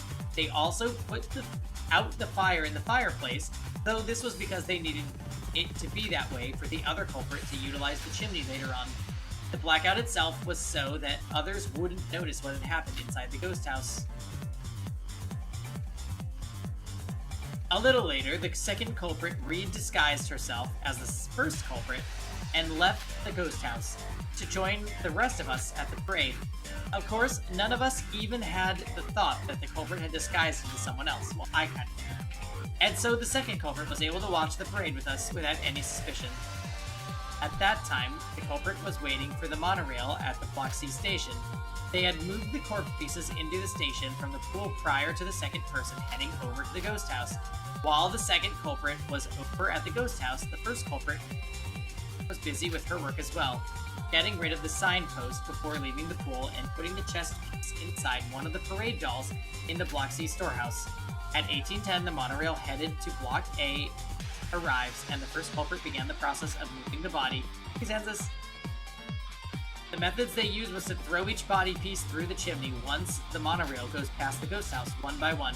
This method, while seemingly impossible for anyone else, was done with ease by our culprit. It made it seem like the corpse had teleported inside the ghost house.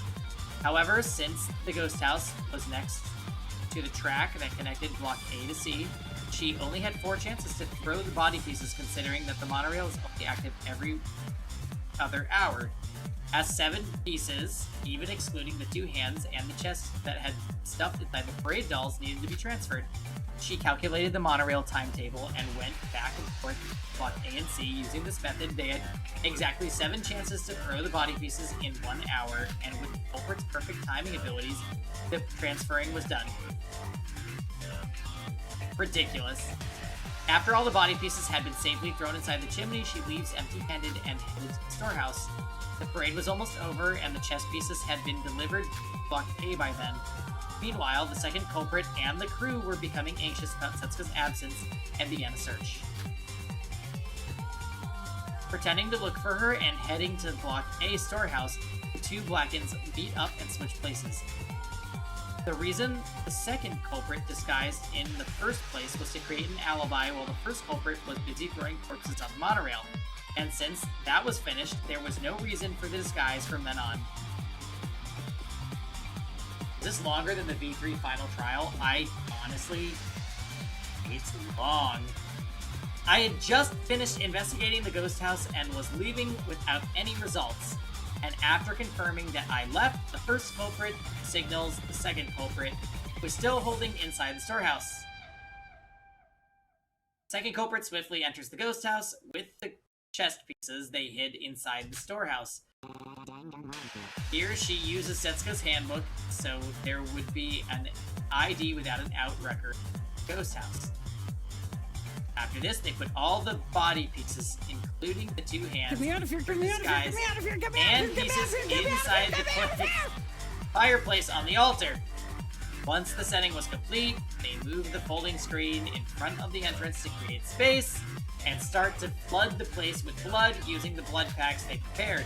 This was to create the illusion that the crime scene was the ghost house and the culprit dismembered the corpse behind the folding screen. Like a river. They created a huge trail of blood leading up to the altar and spread some on the altar as well for good measure. After all this was done, the culprit deliberately dropped her hairpin near the altar.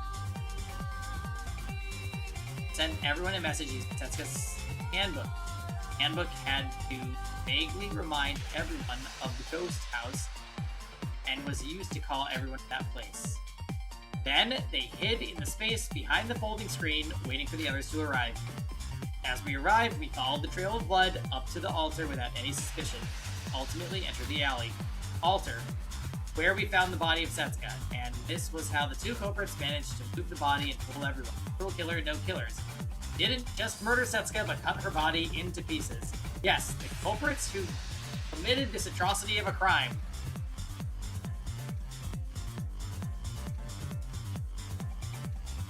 Da da da da! Kanade Otonokoji and Hibiki Otonokoji, the ultimate guitarist and ultimate vocalists.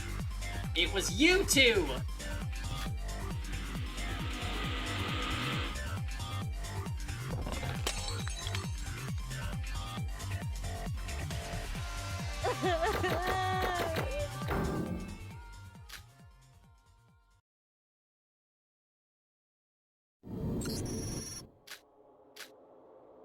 Are you still going to defend yourself, Kanade? Hibiki, it's the same for you. You might not have memory of it, but the results of this trial show the facts. fact that you are also the one who killed Setsuka. No, that can't be! I'm innocent! I couldn't have killed Ska! Yeah, this is a dream! This is all a dream! Kanade could never kill someone, let alone me! Wake up! Wake up, Hibiki and Tonokoji! Hibiki! Hibiki, I'm afraid this is not a dream. Whether you remember it or not, you have committed a murder and lost the class trial. If the answer we've deduced is true, you'll soon be dead. What? Die? But that's a bit weird. I haven't done anything. Come on, guys! Kanade, say something to them! You could never actually kill someone, right? Kanade? Don't just stand there, please! Help me, like you've always done, like when we were young. Sis? When something bad happened, you were always there to take care of it. I'm sorry. If I was being harsh to you, I apologize for everything. Just help me. Kanade ultimately lost the trial. Even she can't help you in this situation.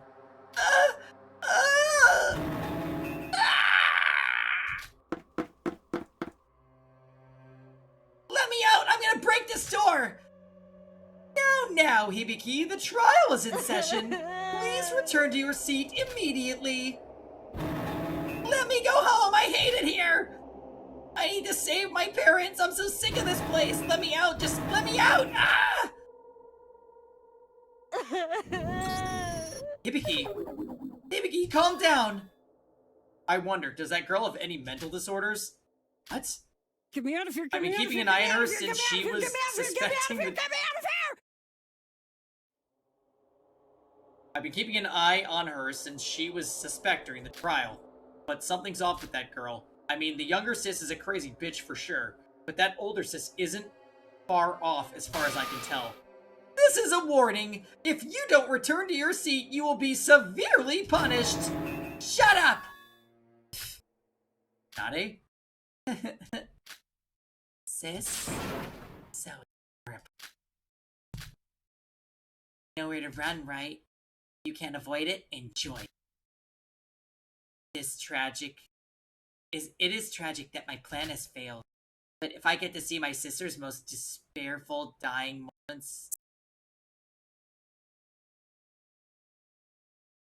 while I die, it doesn't seem that bad of a death.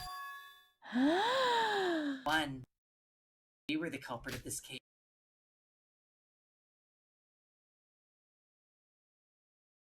Kanade!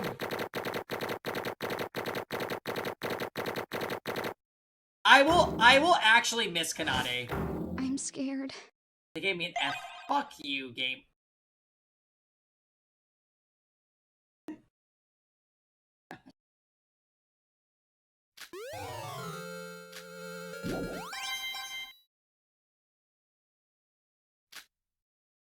I know, E-tier. Don't rub it in. F for fantastic, thank you!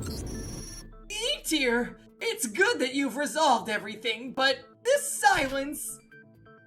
Now that you've reached an answer for real this time, it's voting time!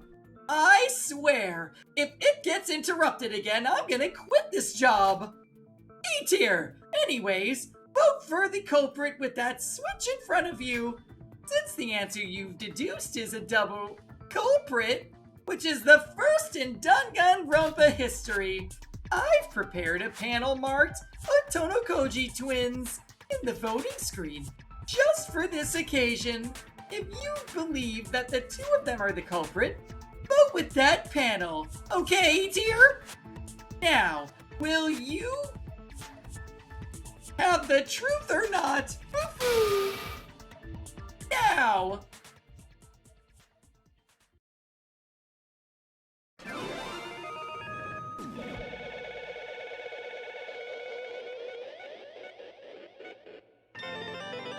Oh, wow.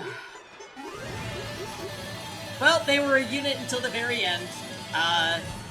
Kanade... I did like Kanade. Goodbye. I will not miss Hibiki even slightly.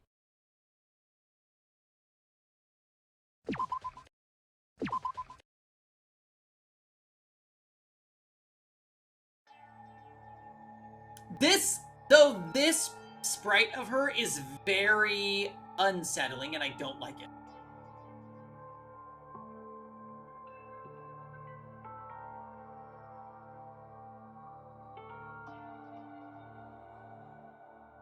Also, I would like to point out, first of all, it hasn't been discussed why they killed Setsuka. Setsuka was gonna out the rest of the Voids, so the other Void acted and killed her. Secondly, the characters that laugh foo foo foo, they were all Voids, so that was really stupid for them to leave in the game.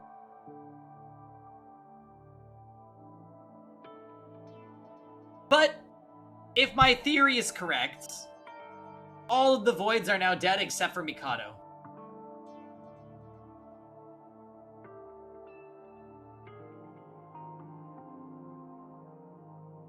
Yeah, so twice. This game basically has a group of betrayers that they told you about in the first chapter. So they said, hey, here's the mastermind. It's the guy with this half mask. And he has 4 other people working with him. And each trial, one of those people has killed somebody. But in this case, I think a Void killed another Void. So now, I don't know what's going to happen in Chapter 4 and 5. I'm assuming Mikado will die in one of those chapters. Whether he's the Blackened or a victim. In Chapter 4, I have no idea. Maybe Iroha will go psycho because everybody said she's a dumbass and she just says, fuck you.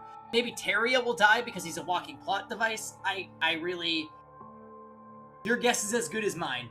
And if those 2 things are true, I would say the endgame cast is probably Yuki, Sora, which we still don't know what the twist is with Sora, Shinji, Nikkei.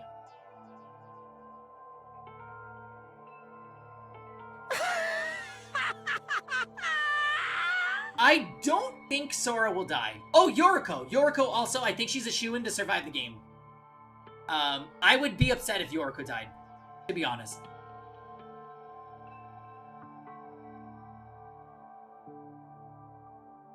Oh, Siobai. Siobai will probably die. Mikado and Siobai will probably kill each other. If I had to make a guess.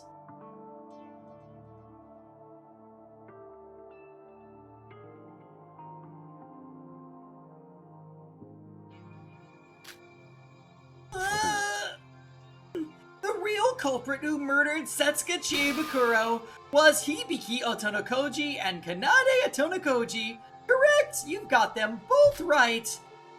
Oh, they're both the culprit? To be honest, when they stabbed them together, I had a hard time deciding on what to make of it. A class trial is a system by definition that while multiple victims can occur for one case, no 2 students can be the culprit. However, I replayed the clip countless times, and no matter how you look at it, they stabbed her simultaneously. Even the computer couldn't detect the time difference. I had no choice but to admit it. In this killing school trip, the rules are absolute, and this case did obey the rules. My most honorable praise for the twins that found a loophole in the rules and used their talents to pull off a feat truly impossible. I was confident I would win this trial. You would have lost if you'd voted for my sis, and that result wouldn't have changed even if you voted for me. Alright, Ranger. Well, good hanging. I hope you have a restful lie down. Whoever you had voted for, I was going to be safe. And I even had a backup plan of framing Iroha. But for this plan to fail, I truly did not expect this to happen. It seems like I truly underestimated both Siobai and Sora.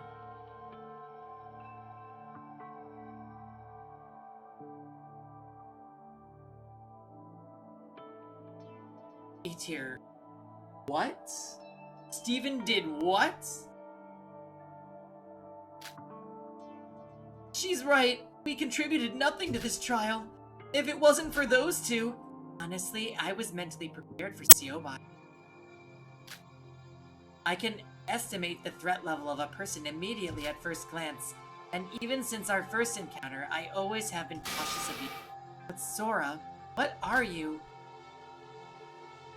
You have nothing special to boot, and you can't even remember your own talent. How was someone like you able to win against someone like me? Sora? What really is your talent? That's what I want to know. You! Twins, answer me! Why in the world did you murder Setsuka? PK? Fufu, what's wrong? I thought you didn't care about whether we died or not.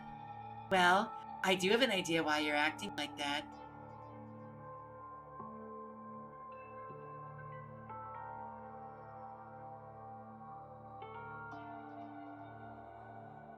When you first started going here, Twitch gave you a warning that Steven isn't safe for work? Well, he's not.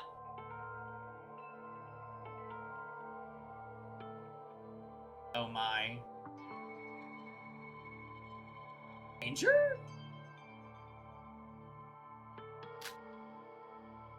What's that supposed to... Forget it. It's not like I'm gonna tell you anyway. That aside, you asked why I killed Setsuka, yes? Kanade, I can understand maybe, but Hibiki was very intimate with Setsuka. Why did Hibiki help murder Setsuka? Did you get it, bro?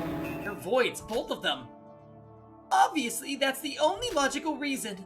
It happened last time, and the one before. We're trying our best to harmonize and survive, and they're trying to ruin it.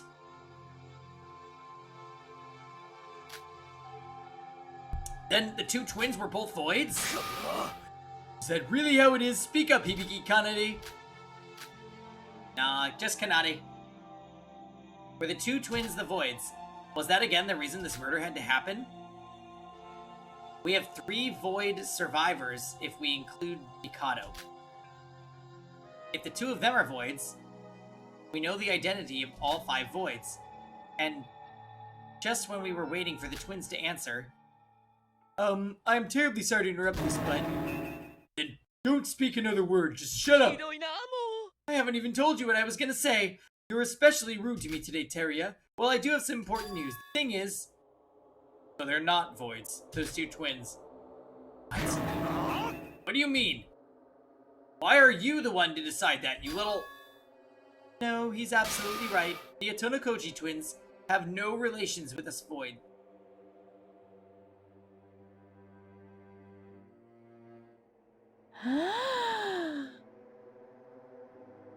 Okay.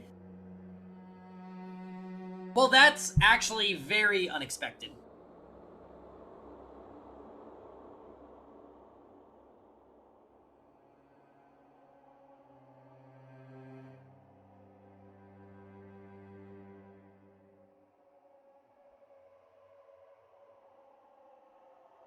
Well, Setsuka had to be one. Right? Yeah, Setsuka had to be one. Maybe Sora is the last void. Yeah, I could definitely see that. Absolutely, I could definitely see that. Hajime, Emma, Mikado, right? That leaves 2.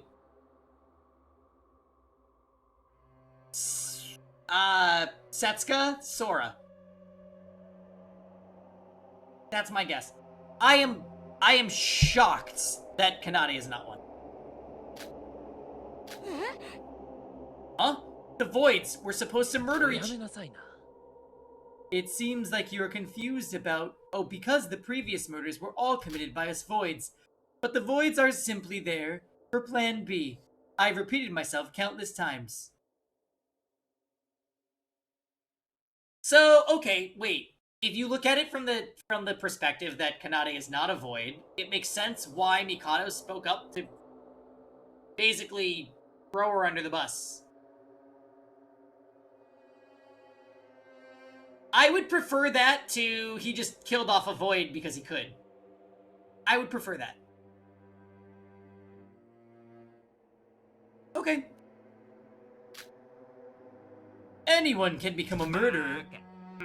I can tell that at a glance. The voids, up until now, strictly did things by the rules.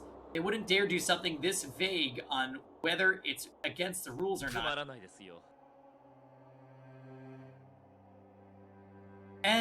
That is exactly why I feel very conflicted about this. Where was my poor Void fellow when they were supposed to kill this time? What? But that means they killed someone when they weren't even a Void? Why? If they weren't a Void, what reason was there for them to kill someone? Ah! That's right, Yuki. We've made a mistake in thinking it was common sense that a Void will always be the one to commit murder. There was a motive for every one of us this time.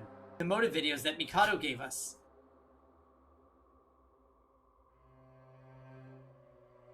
That's right, even I had forgotten about it. The black end of this case gets to not only escape this island if they win, they also get to know the ending of the motive video. The motive video I saw didn't affect me in any way, but for the others, things were different. Yeah.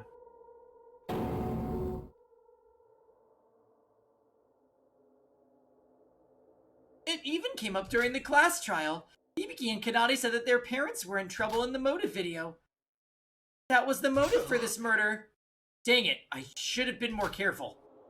I was so focused on the voids that I forgot about something more important. Mikado, this is all because of you. Forcing us to murder each other with motives or whatever. I'll never forgive you. Excuse me? It wasn't really like that. What? I said I didn't do it necessarily for those stupid videos. My sister could have done it for our parents, but to be honest with you, I couldn't care less about those things. Those things? But they're your family!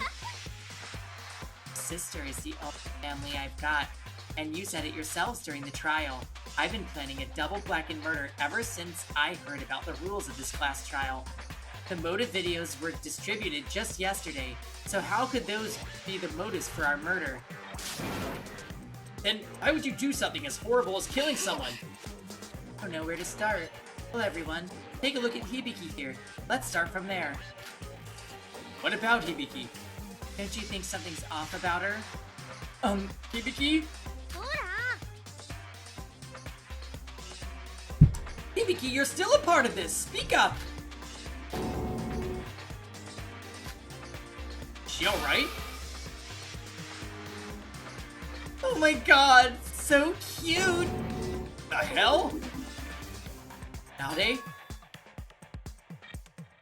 Everyone, meet my lifelong project and the motive for this murder.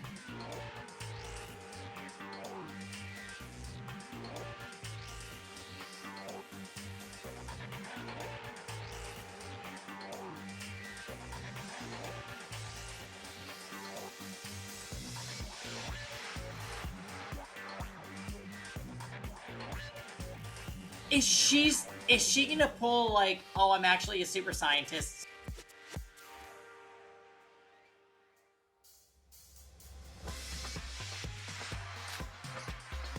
What nonsense is that? I can't keep up with all this! Still don't get it? I'll tell you everything one by one. Hibiki, hand.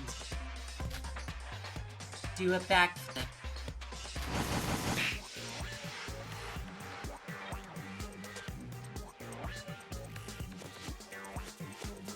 That scared me!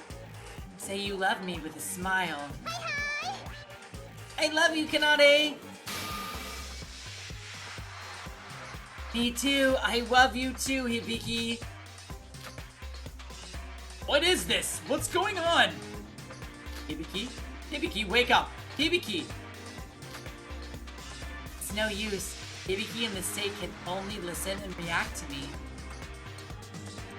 How'd you do it? Hypnosis? Mind control? Well, that was what you meant by that. I wonder if the little shit's actions didn't make sense. Siobai, do you know what's going on? How can I put this? The culprit of this case wasn't Kanade Tonokoji and Hibiki Tonokoji, but more like Kanade Tonokoji and also Kanade Tonokoji. What do you mean? Speak some sense! Why the hell are you always shouting at me? The trial's over, so I'm not gonna give two shits about you. Ask the girl herself. So, don't you all agree that my precious toy is adorable? Kanade, could you kindly explain what's going on here? It's my pleasure. You two are gonna die anyways, after all. If we're gonna talk about this, everything started way back when we were young. We were identical twins, 10 seconds apart from each other. I can't remember if I knew it instinctively when I was born, but I realized something when I was around 3 or 4, that I was better than Hibiki in every way. Are you talking about your talents? Everything. Talents, personality, skills, or whatever. But as I realized that, Hibiki must also have realized that she was the lesser of the two. And ever since she acknowledged that when we were young, she has been abusive towards me. As I was too young at that age, I didn't object to her actions, and I ended up giving in to her. Then one day, our mother told my sis to play with me for a change. Hibiki back then loved Shiro so much that she replied she loved Shiro much more than me. Those words hurt a lot, especially as a kid. Shiro? Who's that? Puppy we had as children. Small, kind, white teacup poodle who was really friendly with people. Even when I was being abused by Hibiki, I still loved Hibiki. I thought of her as family and wanted to get along with her. But when I heard Hibiki liked some puppy more than me, I felt an uncomfortable wave of jealousy. As long as Shiro was alive, I was never going to get close to Hibiki. That was when I decided to get rid of it. Get rid of it? What do you mean? I literally got rid of it. The next day when I was at home alone, I butchered Shiro with a kitchen knife and threw it away down the drain. What? You're kidding me, right? Small and wretched that thing was, it was still a creature of life. That meant I had to cover up a lot of things to not get found out. But somehow it all seemed easy. Probably because I was a genius.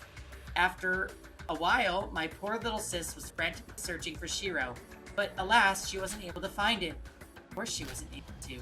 That what remained of it was probably indistinguishable from sewer sludge by then.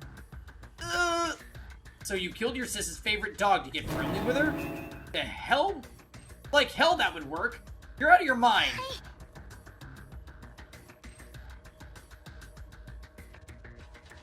I know, as soon as I realized I did something wrong, I did feel a bit guilty. But the reaction Hibiki showed afterwards soon got rid of any afterthoughts I had. Instead of bullying me again for the loss of her puppy as I expected, she started to cry in my arms. Kanade, help me. What should I do? She cried.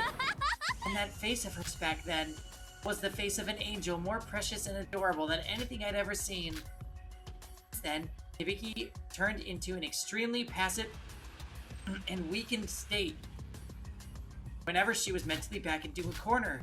And each and every time that happened, she cried to me for help, depended solely on me. And that was when I started to train my little Hibiki.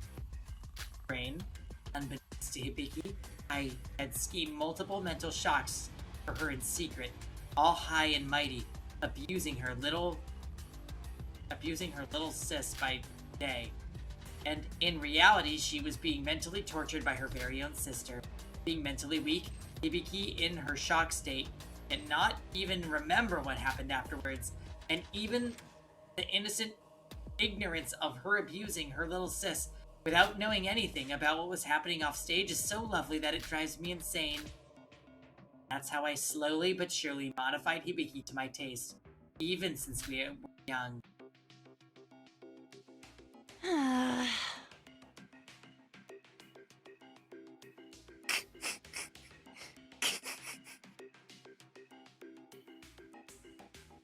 I tried out numerous methods, but the best one was to eradicate Hibiki's most precious person. What the fuck is this?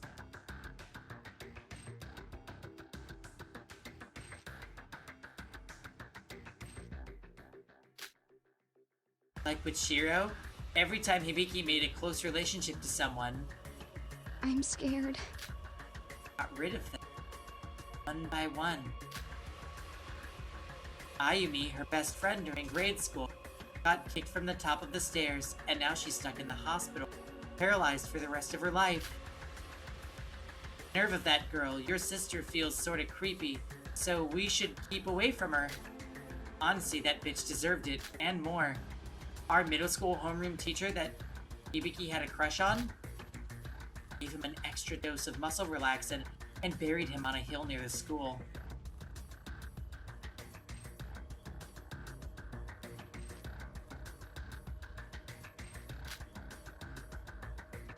That pedophile pervert must have had indecent thoughts towards my precious Hibiki.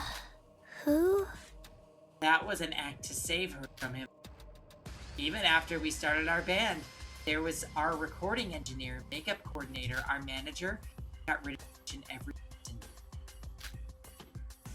And now even the slightest of hardships will cause Hibiki to speak.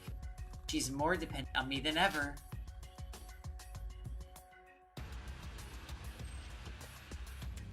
Wait, so you're basically saying that Setsuka wasn't your first victim? No way, unbelievable. Yo, what's your body count? Well, I don't keep track of everyone I can. Guess around 60? Alright, you win. I mean, if it has come to a point where I just get rid of everyone acquainted with Hibiki, how in the world did you not get arrested for all this? Well, it's because I was too perfect, or because the cops were too stupid. My bet is on both. That's why I told you. This was the first one that I actually failed. Is this why you killed Setsuka? Because she was friendly with your older sis?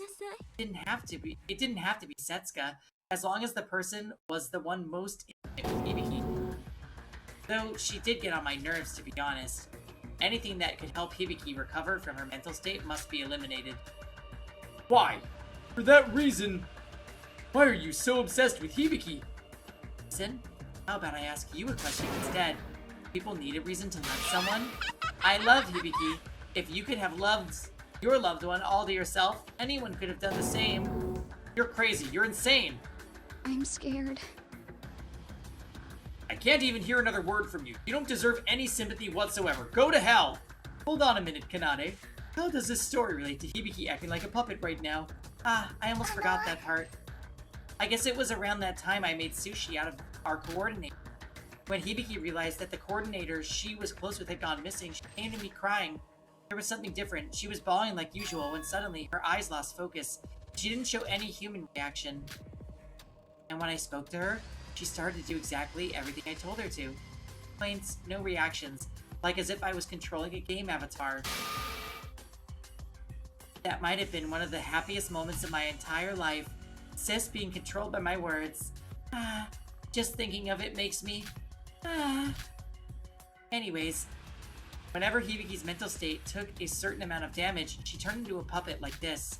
It only lasted for a short time for the first time around, but in time it lasted longer and longer, until now I just switch it on and off whenever I order her to.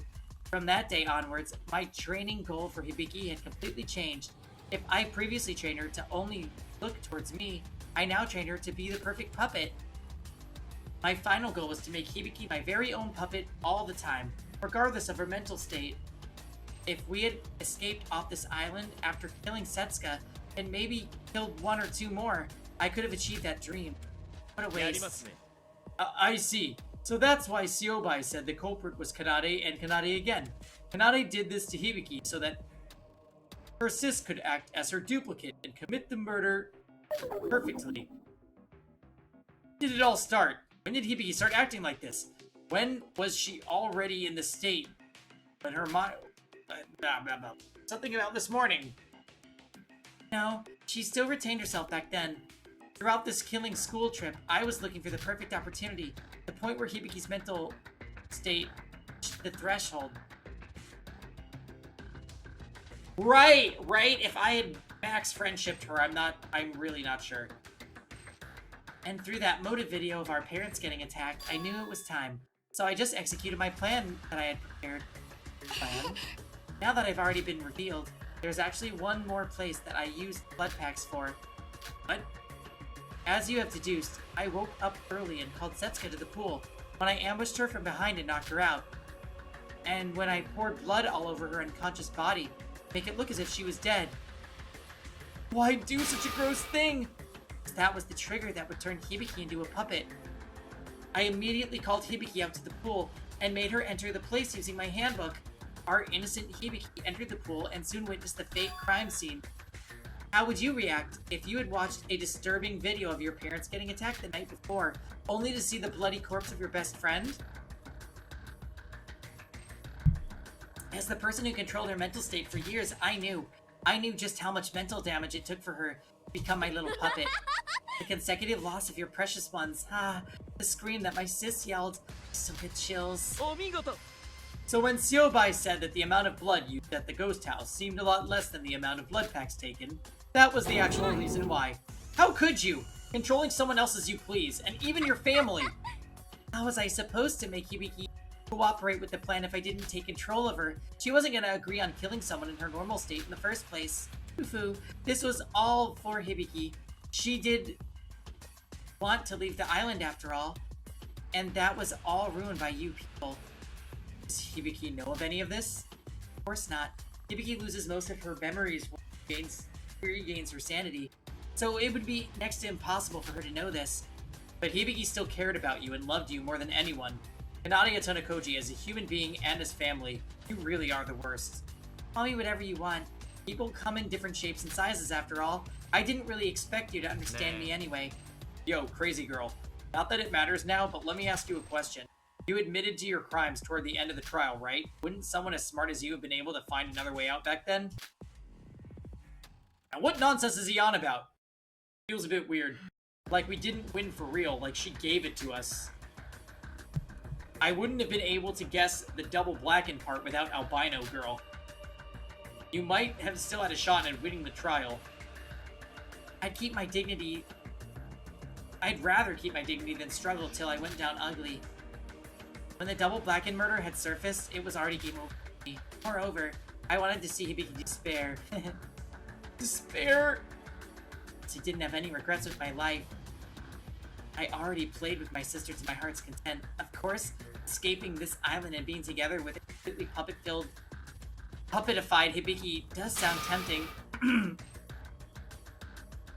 But nothing beats my desire to watch Hibiki's face full of despair. Not just any despair. The one moments before death. The one just before her life ends. The one that she'll take to her deathbed. One gripe I have about puppet Hibiki and mentally broken Hibiki is that her face is too predictable, making it uninteresting. Just imagining that what my poor sis will look like when she comes to the realization of what's coming to her makes me so excited. Yo, Albino, are you talking to me? Do something about this, will you? This girl's too crazy for even me to handle. You're good with stuff like this, right? What? What do you mean by that? When I looked around, everyone was silently looking away from Kanade, and rightfully so. Her story seemed out of the world, even for me. A story from a fantasy world, one that was too insane for us to even comprehend. A degenerate who makes you want to throw up just from the fact that you're breathing the same air as her. That was the true identity of Kanade Tonakoji, a person thought was our friend, as our classmate. But the worst thing was that she wasn't done just yet.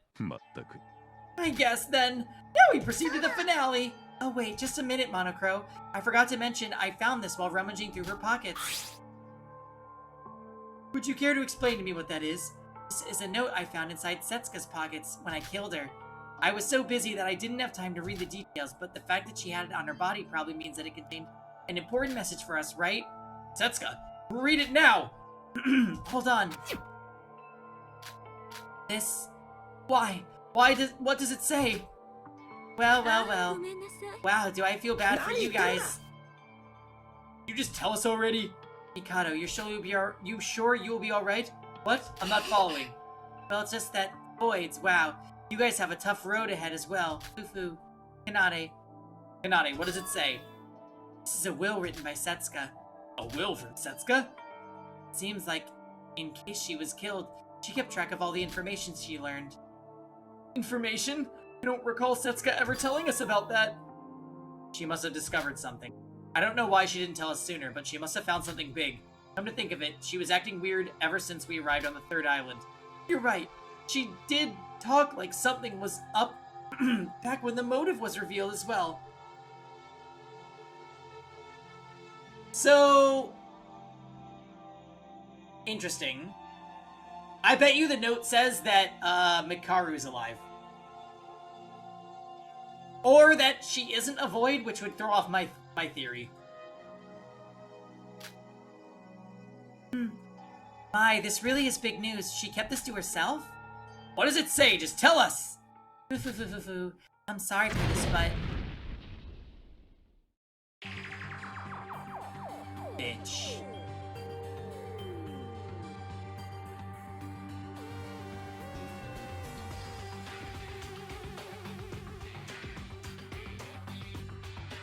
I'll be taking this as keepsies to my grave.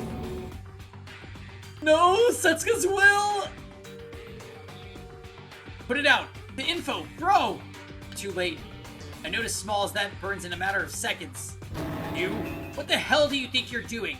This note contains incredible information. Amazing scoops that could be really damaging for Mikado. But what does that have to do with me? I'm about to die after all. I leave this and everything to you. You expecting a silly dramatic ending like that? Fortunately, I'm not that good of a person. Rather, I despise each and every one of you. You ruined my perfect plans for escaping this island with Hibiki. Yes, this is my petty revenge for losing the class trial. An adorable tantrum by me, if you will. No, it turned to ash. Oh god, no, please! Being awfully persistent, eh? Boy, do I wonder why you're acting like that.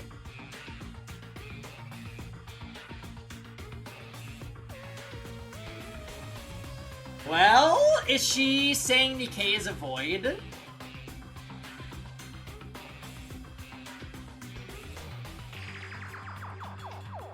Interesting.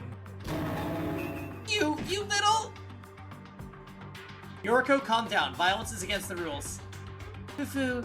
Now I can finally die without any regrets. Let's go, Monocro. I'm sure you have prepared a wonderful and fitting execution for Hibiki and I. Now, hold on. I appreciate your enthusiasm, but there's still things left to do. Have you all forgotten the Blackened of this class trial had the right to know the ending of their motive video, regardless of the results? The execution comes after that. Honestly, I couldn't care any less. Let's just skip to the good part and start the execution. You may feel that way, but Hibiki begs to differ, don't you think? This class trial acknowledges both of you as Blackens, so obviously she has the right to see her video's ending. Coincidentally, you two have the same motive video, so I'll just have to play one. I see. Poor sis. I guess it wouldn't hurt to let her know what happened before her death. Come on, sis, wake up. Come on, look up and focus your eyes on me. You're returning to your old self again. Now! Hinade? This is the trial grounds. Sis, we're gonna be executed, but for that, we're gonna see the ending of our motive video as a prize for being the Blackened. Come on, why don't we watch it before we die? Die? Me? Do you remember? You and I killed Setsuka and we lost the class trial. No, that can't be. I would never. Would I get executed when I did nothing? Don't! I don't want to die! Come on, Hibiki, don't cry. You're not a baby now, are you? Now come on and look at the screen. As procedure, it is required that you watch the video. Why, what am I the one consoling her for? Sis, aren't you curious about who really attacked Mom and Dad? At least we get the chance to know who did it. Or would you rather die now without knowing what happened? Well, it seems she's fine, does she? Well, I'll start the video.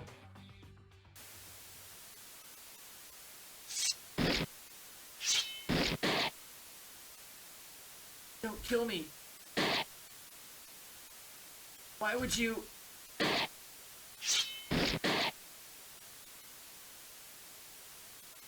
The huge screen over our head showed a video, of a couple looking to be around their mid-40s or 50s getting stabbed repeatedly by someone.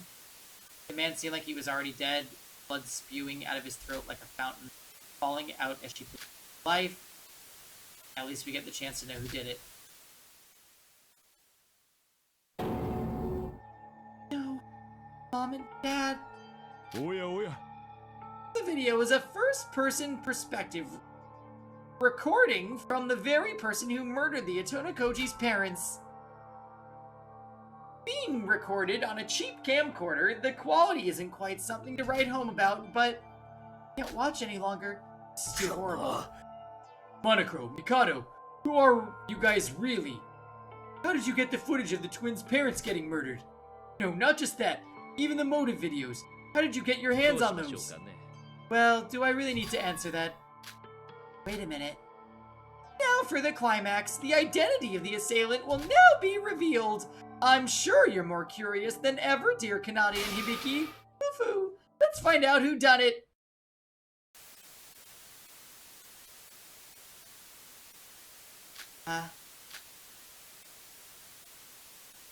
The person after murdering the couple was breathing heavily as they looked around. It was as if they were looking for something. The video wandered from place to place until it stopped at a full-body mirror at the corner of the dark room. And in that mirror, the reflection showed who the mystery assailant was. Sora? Oh, okay. Yeah, we knew it was Kanade.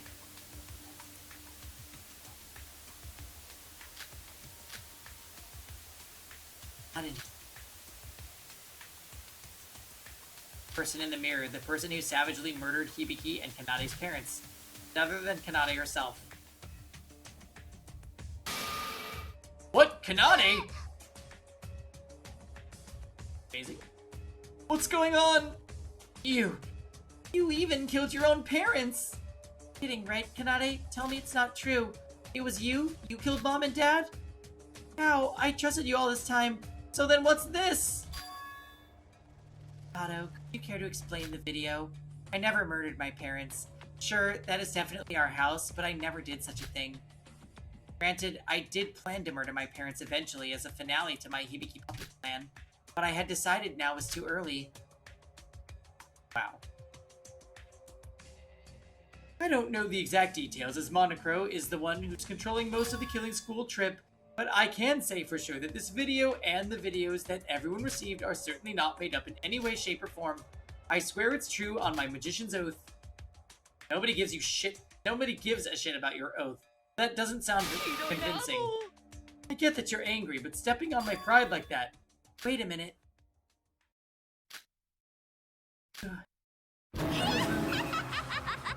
So that's it. So that's how it was all along. Amazing, I never would have guessed it. What a twist! What's up with her? Wow, what a shame. For real, what a shame. Did not see the aftermath of this after getting to know such a big secret. And that's where the video ends. It seems you've realized something, Kanade. Oh, don't worry. I won't spoil anything for the rest of you. Hibiki and I will take this secret to our graves. So, what? They lost their memory?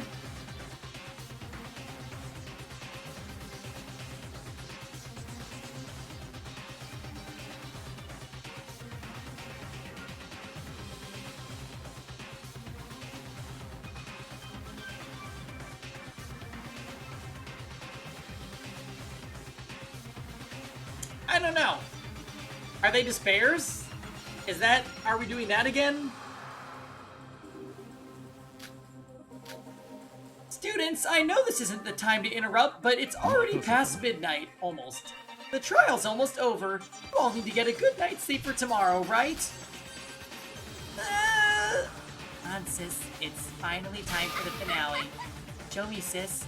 Show me your most despairful final moments of your entire life. No, don't come any closer, you monster! I don't want to die! Why should I be the one to go? I didn't do anything! Now, I've got a very special punishment for the ultimate vocalist Hibiki and the ultimate guitarist Kanade! Get away from me, somebody help! For this case, since there were two blackened, we're going to have the same execution for both of you. Sora, help me! Nikei, Roha, Yuki, Shinji, Yoriko, anyone save me! Now, let's do this! No! It's punishment time!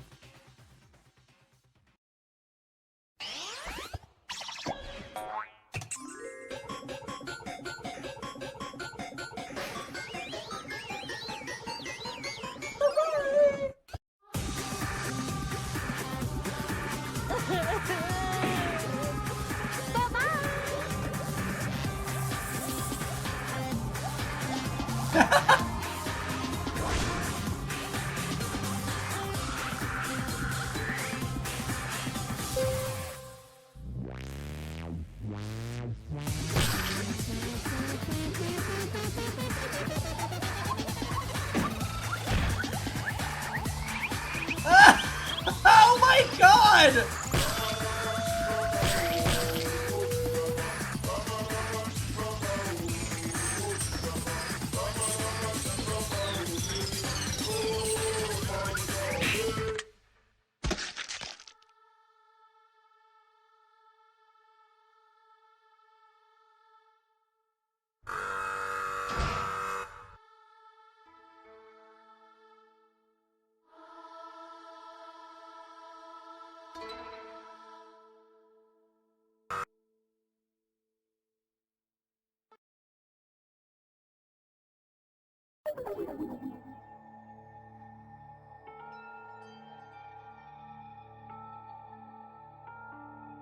That girl died.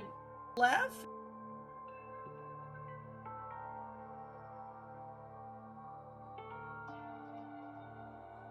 Yeah, I mean, Hibiki got really done dirty. Really bad. I don't care for her at all as a character, so it doesn't really bother me, but like...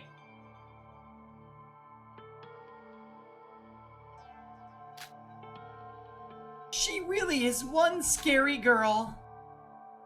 Hibiki and Kanade were executed. Third class trial, the third execution, and so, another two have left us. Even though the execution had ended, nobody spoke a word. Perhaps it was because Kanade rallied us till her very last moment.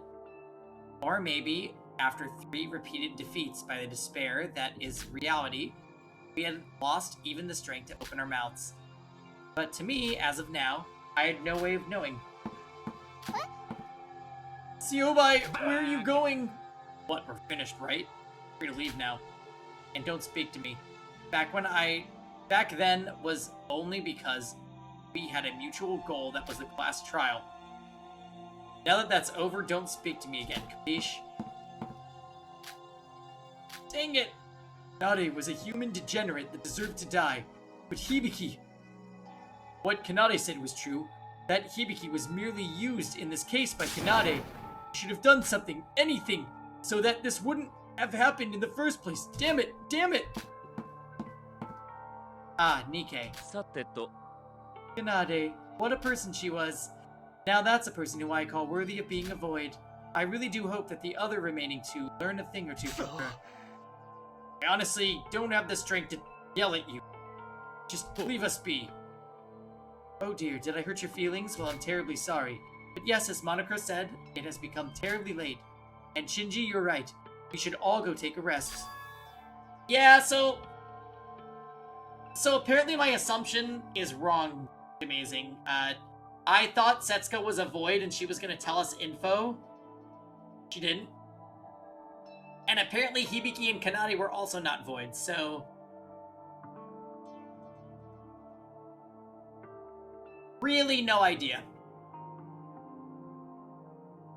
If you ask me, I don't feel quite good about this as well, although for a different reason. Well then, if you excuse me. Let's think positively, everyone. Terry is right. Better off not having someone like Kanade among us. I mean, really, living together with a criminal like that, no thank you. Well, Hibiki was pretty unlucky to have someone like Kanade as her family. I thought you liked Kanade, Iroha. That you depended on her for class trials.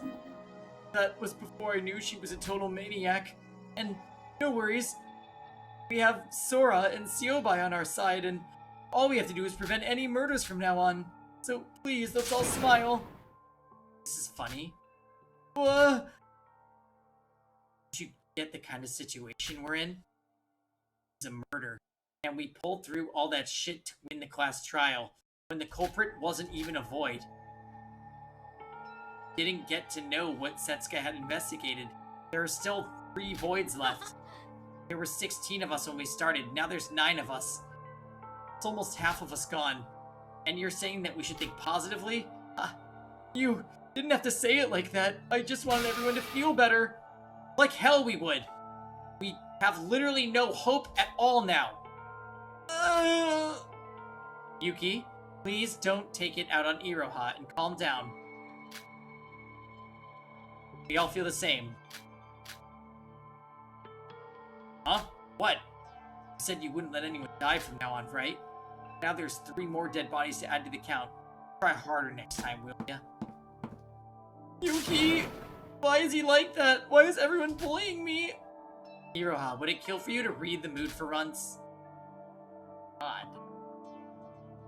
But... I'm sorry. Shinji, why did you let Yuki act like that?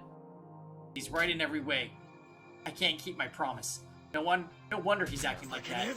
Such a loser. Sora! Why are things turning out this way? Why did we deserve all this? I'm just tired. Don't worry, guys. Area. Find a way out. I'm an executive at Kisaragi Foundation. Foundation, no matter what, never lets despair get away with things. I will protect you at whatever it may cost. Whatever it may cost. After Teria left, those of us remaining one by one managed to drag our bodies out of the trial grounds. Yoriko, who couldn't stop tears, Iroha, who looked somewhat nervous, Shinji, who looked to be in deep thought. No one spoke a word in the elevator back. Oh my gosh. This was a class trial, more tiresome than ever. So we legitimately had 5 hours of the class trial left. When we stopped last time, 5 hours.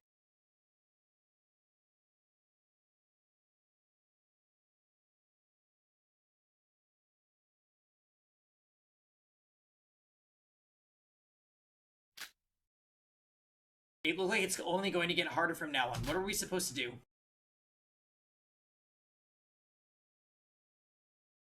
First thing I did when I arrived at my room was throw myself onto bed. I didn't have the strength or the urge to wash myself or change my clothes. Perhaps I just wanted to escape this reality. I was almost at the breaking point. I was only trying to act patient for the others who were in despair. I also wanted to cry my heart out like Yoriko. It felt painful. Yoriko's words just now ring inside my head. Why are these things happening to us? Matt? Don't you dare. Did we do something wrong? Is this a punishment to atone for our sins? Maybe. You might have done something wrong. Like Kanade, she didn't remember. I had no idea. For now, my tiresome body had given up on everything, and I decided to give in to this wave of sleep.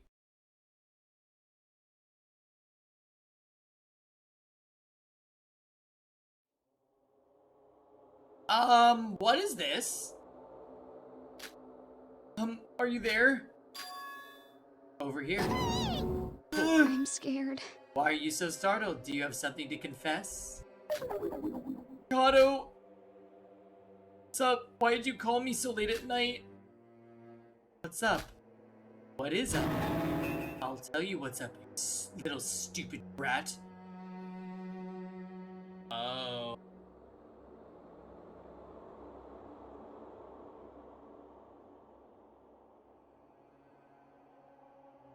Iroha was supposed to kill.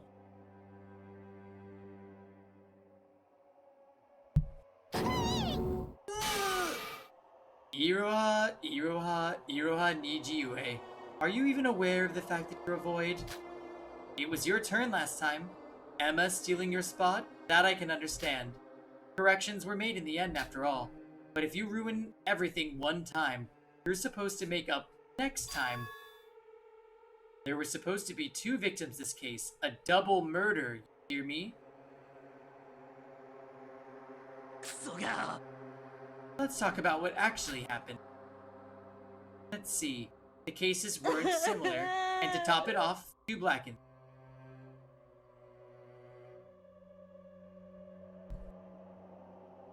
Wait. The cases weren't similar.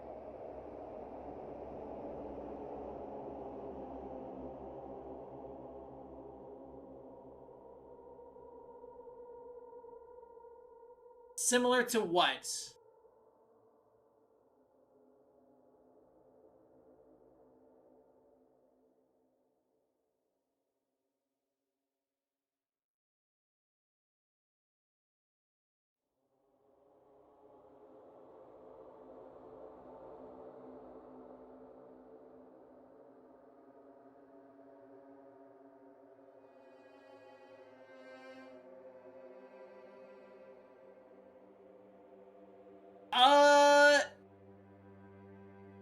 I don't think so, Bubble Wand. I think they're mimicking something.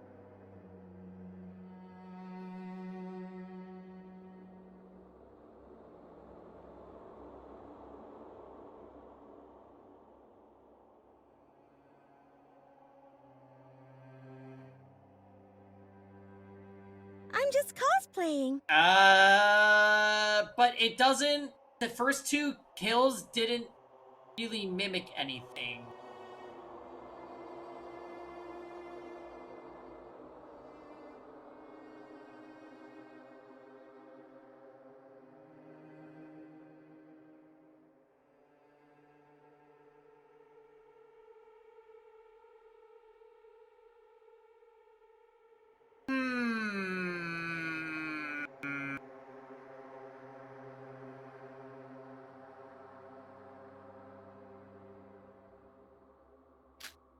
How are you going to take responsibility for all this? Well, when I found Setsuka's corpse, I thought to myself, well, it seems like Iroha's finally pulling her own weight. I even marveled at your wits when the trial panned out as if you were the murderer. But what the hell is this outcome? I honestly couldn't have ruined these things this badly even if I tried. Tell me, what did you accomplish on this island? Well, I was gonna do something, but Kanade acted too quickly that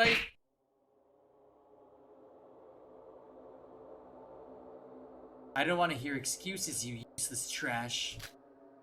I even gave you a tidbit before the motive reveal. You probably weren't even paying attention, were you?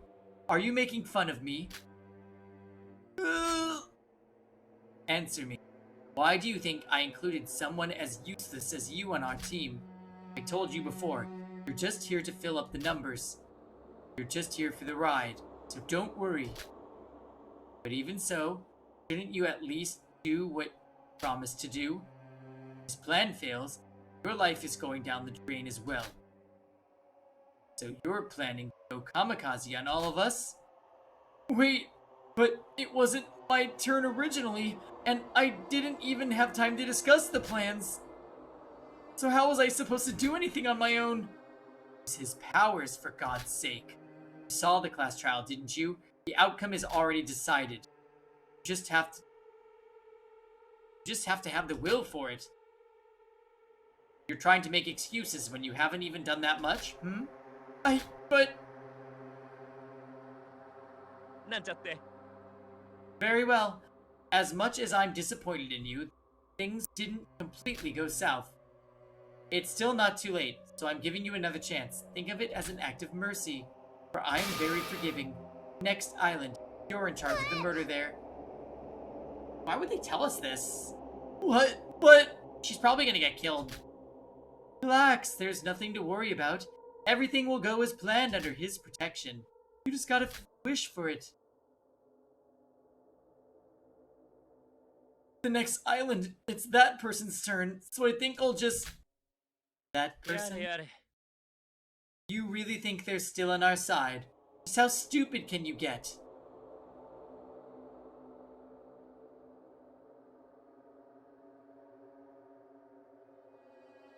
You really think they're still on our side?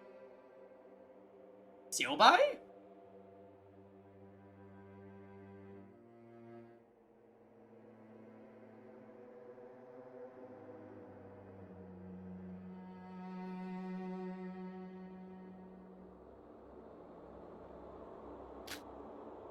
What do you mean?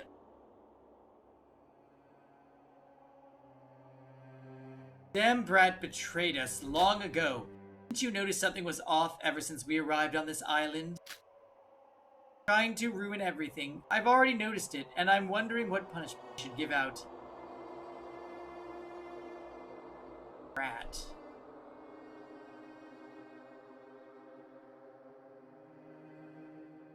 Sora?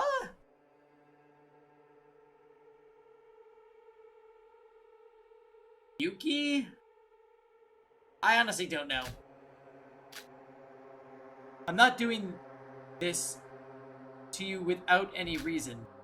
Believe me, if that person was on our side, of course I'll ditch you and leave everything to them. That's wise. They are far superior to an idiot like you. So it's just me and you. Now you get why things are so serious. You've understood, follow my orders. You do so, you, me, and every one of us will regain happiness. Well then, I have high expectations for your marvelous murder case. Don't let me down. But What's the matter? Wait, don't tell me. You wouldn't dare think of backstabbing me like the rat. No, I would never. Just do it. It isn't that hard. You'll only have to wait just a bit longer. After all, the day of his resurrection is here.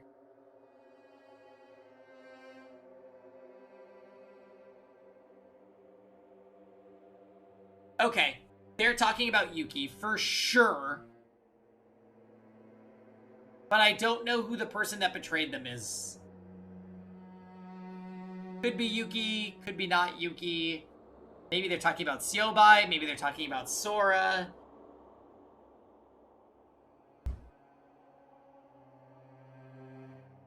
DK?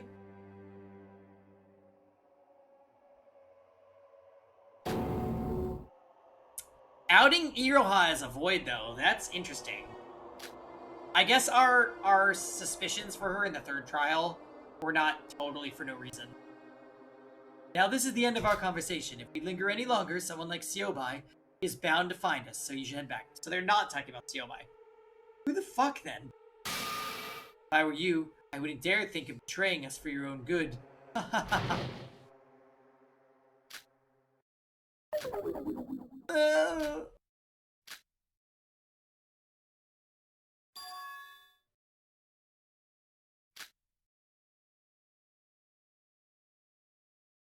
Yeah, she's a void.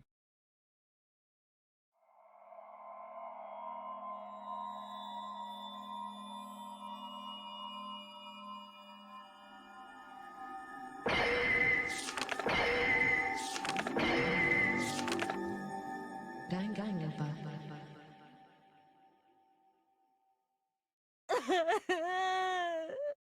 The BL is a lie? I think the BL is the truth.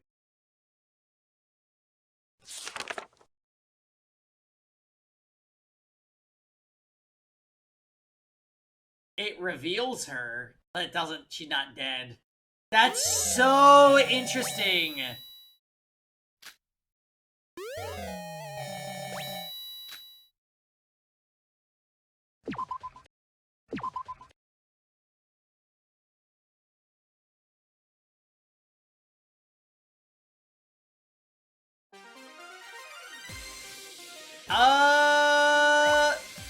Well, they gave us hints, Amazing. They said the brat is betrayed us since we arrived on the island. So it's like, are they talking about Yuki? Are they talking about Sora? It really could be any of them. I think the only one it's confirmed not is Siobai, because they just refer to Siobai separately as Siobai. And then they said they're waiting for his resurrection, which I'm almost certain is Yuki. Because we know Yuki was a psycho bitch at the end of the first game.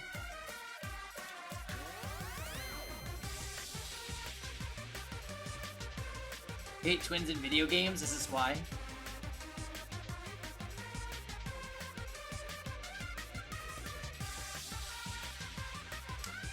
Well, guys, it is past midnight. I actually can't believe this trial went on for so long. This was like an 11-hour stream. We actually did a fucking long stream, and it feels great.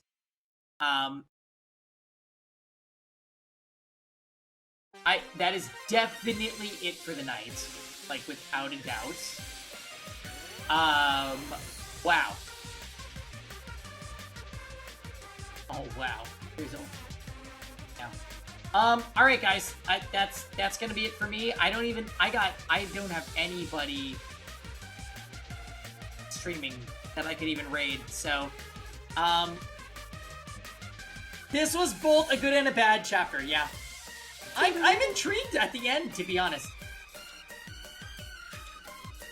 Anyway, I'll see you guys tomorrow. Tomorrow's Fire Emblem Engage. I'll see you guys there. Have a good night.